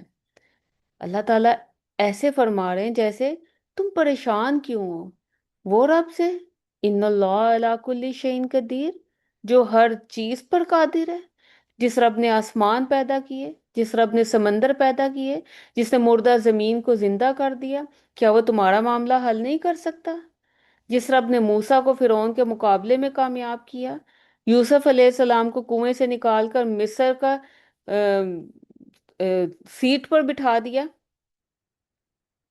مریم علیہ السلام کی تنہائی میں ان کی مدد فرمائی، کیا وہ تمہاری فریاد نہیں سن سکتا؟ تم لوگوں کے دروازے پر انصاف کیوں ڈھونڈتے ہو جبکہ ان اللہ علی کل شیء قدیر، تمہارا تو اپنا رب کل شیء قدیر ہے، ہر چیز پر قادر ہے۔ وہ چاہے تو دل بدل دے، وہ چاہے حالات بدل دے، وہ چاہے دشمنی کو محبت میں بدل دے، وہ چاہے تو برسوں کا بگڑا ہوا معاملہ ایک لمحے میں درست کر دے، وہ چاہے تو قیامت کے دن تمہارا ایک ایک حق واپس دلا دے۔ اسی لیے اس آیت کا پیغام صرف یہ نہیں ہے کہ معاف کر دو، بلکہ مکمل پیغام یہ ہے، معاف کرو کیونکہ تمہارا رب قدیر ہے، قادر ہے۔ درگزر کرو، کیوں؟ کیونکہ تمہارا رب دیکھ رہا ہے۔ دل کو صاف رکھو، کیوں؟ کیونکہ تمہارا رب انصاف کرنے والا ہے۔ انتقام کو چھوڑ دو، کیونکہ تمہارا رب کافی ہے۔ ان اللہ علی کل شیء قدیر۔ پیچھے ہم نے شروع سے لے کے جس چیز پر زیادہ ٹاپک پر بات کی وہ حسد تھا، اور اسی کے بعد اس کی کیز آپ کو دی گئی فاعفو وصفحو کے ذریعے۔ اب سوال یہ پیدا ہوتا ہے کہ ہمیں ایکشن پلان کیا کرنے ہوں گے اس بیماری سے نکلنے کے لیے جو ہمارے من عند انفسہم میں آ چکی ہے، بن کے ہمارے گھروں میں، ہمارے سوسائٹی میں اتنا زہر گھول چکی ہے۔ اس سے ہم کیسے نکلیں، اپنے دلوں کو کیسے پاک کریں؟ تو اس کے لیے ہمیں کوئی روایتی نصیحتوں کی ضرورت نہیں ہے، بلکہ عملی اور سخت طریقہ کار اپنانا ہوگا، یعنی اسپiritual ہارٹ آڈٹ، دل کا آڈٹ کرنا ہوگا۔ جس طرح آپ دیکھیں کوئی کمپنی سال کے آخر میں اپنے نفع و نقصان کا حساب کرتی ہے، بالکل اسی طرح روزانہ رات کو اپنے دل کا حساب کتاب کرنا ہوگا۔ مثلاً آج سے آپ کا کام کیا ہے، روز سوچیں، اپنے آپ سے کم 3 سوال روزانہ پوچھیں۔ آج مجھے کس کی نعمت دیکھ کے دل میں ہلکی سی بھی تکلیف یا گھٹن ہوئی؟ کیا وہ سوشل میڈیا پر کسی کی تصویر تھی، فیملی میں کسی کی کوئی نئی نئی خریداری تھی، یا کسی کے بچوں کا کامیاب رزلٹ تھا جس کو سن کر میرے دل کی دھڑکن بدلی؟ اور دوسرا سوال، آج کس کی کامیابی یا خوشی کی خبر نے میرے دل کو بے چین کر دیا؟ کیا کسی کی شادی کی دھوم دھام سن کر میرے چہرے کی مسکراہٹ آرٹیفیشل بن گئی؟ کیا میں نے آج بہت زیادہ اس چیز پر غور کیا؟ اور پھر اس چیز کو سوچیں، کیا میں نے آج اسی شخص کے لیے دل کی گہرائیوں سے برکت کی دعا کی جس کی نعمت مجھے بہت پسند آئی تھی؟ یا میں نے ماشاء اللہ صرف زبان سے کہا اور دل میں حسرت ہی پالی رکھی؟ اور جس دن آپ نے واقعی یہ سوالات اپنے آپ سے پوچھنے شروع کر دیے، آپ کے اندر سے حسد کا علاج اور دل کی صفائی شروع ہو جائے گی، کیونکہ دل اپنے ہی نقصانات کو پکڑنے لگے گا تو خود بخود اس گناہ سے پیچھے ہٹنا شروع ہو جائے گا۔ سب سے پہلے آپ اس کو لکھ لیں کہ ہمارے پاس 3 کیز ہیں۔ ہم نے اپنا علاج کرنا ہے نا، اس حسد سے بچنا ہے اور ایک پرسکون اور مطمئن لائف گزارنی ہے۔ تو پہلی چابی ہے برکت کی دعا۔ جب بھی کسی کے پاس کوئی اچھی چیز دیکھیں، چاہے وہ آپ کی نند ہے، چاہے وہ آپ کی بھابھی ہے، چاہے وہ آپ کے ریلیٹیوز ہیں یا نہیں، آپ کی دوست ہیں، یا راہ چلتے بھی بعض اوقات کسی کی کوئی ایسی چیز جس کو آپ کو دیکھ کے صرف زبانی الحمدللہ یا ماشاء اللہ نہ ہو، بلکہ فوراً دل سے کہیں یا اللہ اس کی برکت میں مزید اضافہ فرما اور مجھے بھی اپنے فضل سے نواز دے۔ اور یقین جانے فرشتے اس چیز کے لیے آپ کے حق میں وہی دعا کریں گے جو آپ نے اس شخص کو دی ہے۔ اور دوسری کی کیا ہے؟ سوشل میڈیا کا بائیکاٹ۔ مثلا آپ کسی مخصوص سٹیٹس پر یا مخصوص اکاؤنٹ پر رک جاتے ہیں اور اس کو دیکھ کر آپ کے دل میں احساس کمتری، جلن، کڑھن یا کوئی بھی کھٹکا پیدا ہوتا ہے تو انفالو کر دیں ایسے چینلز کو، ایسے سٹیٹس کو میوٹ کر دیں۔ اپنے ایمان اور سکون کی حفاظت آپ کی فرسٹ پرائرٹی ہونی چاہیے۔ اور پھر تیسری کی کیا ہے؟ نیچے دیکھیں۔ جب بھی دنیا کے معاملے میں دل خراب ہونے لگے تو اپنے سے اوپر دیکھنے والوں کے بجائے نیچے دیکھنے والے بن جائیں۔ مثلا ہم جو دیکھتے ہیں کہ فلاں کا شوہر اس کو فلاں پہاڑی میں لے کے فلاں ٹرپ پہ جا رہا ہے، ایسی خواتین کو دیکھیں جن کے پاس نہ رہنے کو اپنا گھر ہے، نہ شوہر کا سایہ ہے، نہ بچوں کے لیے 2 وقت کی روٹی ہے، لیکن زبان سے خود بخود وہ بھی پرسکون زندگی گزارتی ہیں۔ تو یقین کریں آپ کے اندر سے الحمدللہ نکلے گا۔ یہ 3 کیز کو آپ سنبھال کے رکھیں جو ہمارے لیے بہت امپورٹنٹ ہے: برکت، سوشل میڈیا کا بائیکاٹ، اور اپنے سے نیچے دیکھنا۔ یاد رکھیں زندگی بڑی مختصر ہے اور آخرت کا سفر بڑا لمبا، اور یہ دل اللہ رب العزت کا گھر ہے۔ اسے دوسروں کے گھروں، گاڑیوں، کپڑوں، ان چیزوں کی حسرتوں میں نہ جلا کر راکھ کریں۔ حسد کے اس نئے اور خاموش چہرے کو پہچانیں، اپنے رشتوں میں خلوص پیدا کریں اور اللہ تعالیٰ کی دی ہوئی تقسیم پر دل سے راضی ہو جائیں۔ شروع میں نے بات کی تھی کہ یہ آیت صرف یہود کے لیے نہیں تھی، یہ چلتا پھرتا نمونہ ہے ہماری زندگیوں کا۔ تو ہم نے اپنی زندگی کو بدلنا ہے، اس میں سے جو تدبر کیا ہے وہ اپنے لیے کرنا ہے، خود کو من عند انفسہم اس کو جانچنا ہے، کہیں یہ اندر سے حسد کی آگ تو نہیں جلا رہا۔ اور جب ہم اس چیز کو جانچ لیں گے، اپنے آپ کو بدلنے کی کوشش کریں گے، تو یقیناً اللہ کی مدد آئے گی۔ اللہ تعالیٰ سے یہی دعا ہے کہ وہ ہمارے دلوں کو حسد، کینے، بغض اور دکھاوے سے پاک کر دے، ہمیں ایک دوسرے کی خوشیوں پر خوش ہونے کی توفیق عطا فرمائے، اور ہمارے گھروں کو حقیقی سکون اور برکت کا گہوارہ بنا دے۔ آمین یا رب العالمین۔ جزاک اللہ خیرا کثیرا۔ سبحانک اللہم و بحمدک، نشہد ان لا الہ الا انت، نستغفرک و نتوب الیک۔ السلام علیکم ورحمۃ اللہ وبرکاتہ۔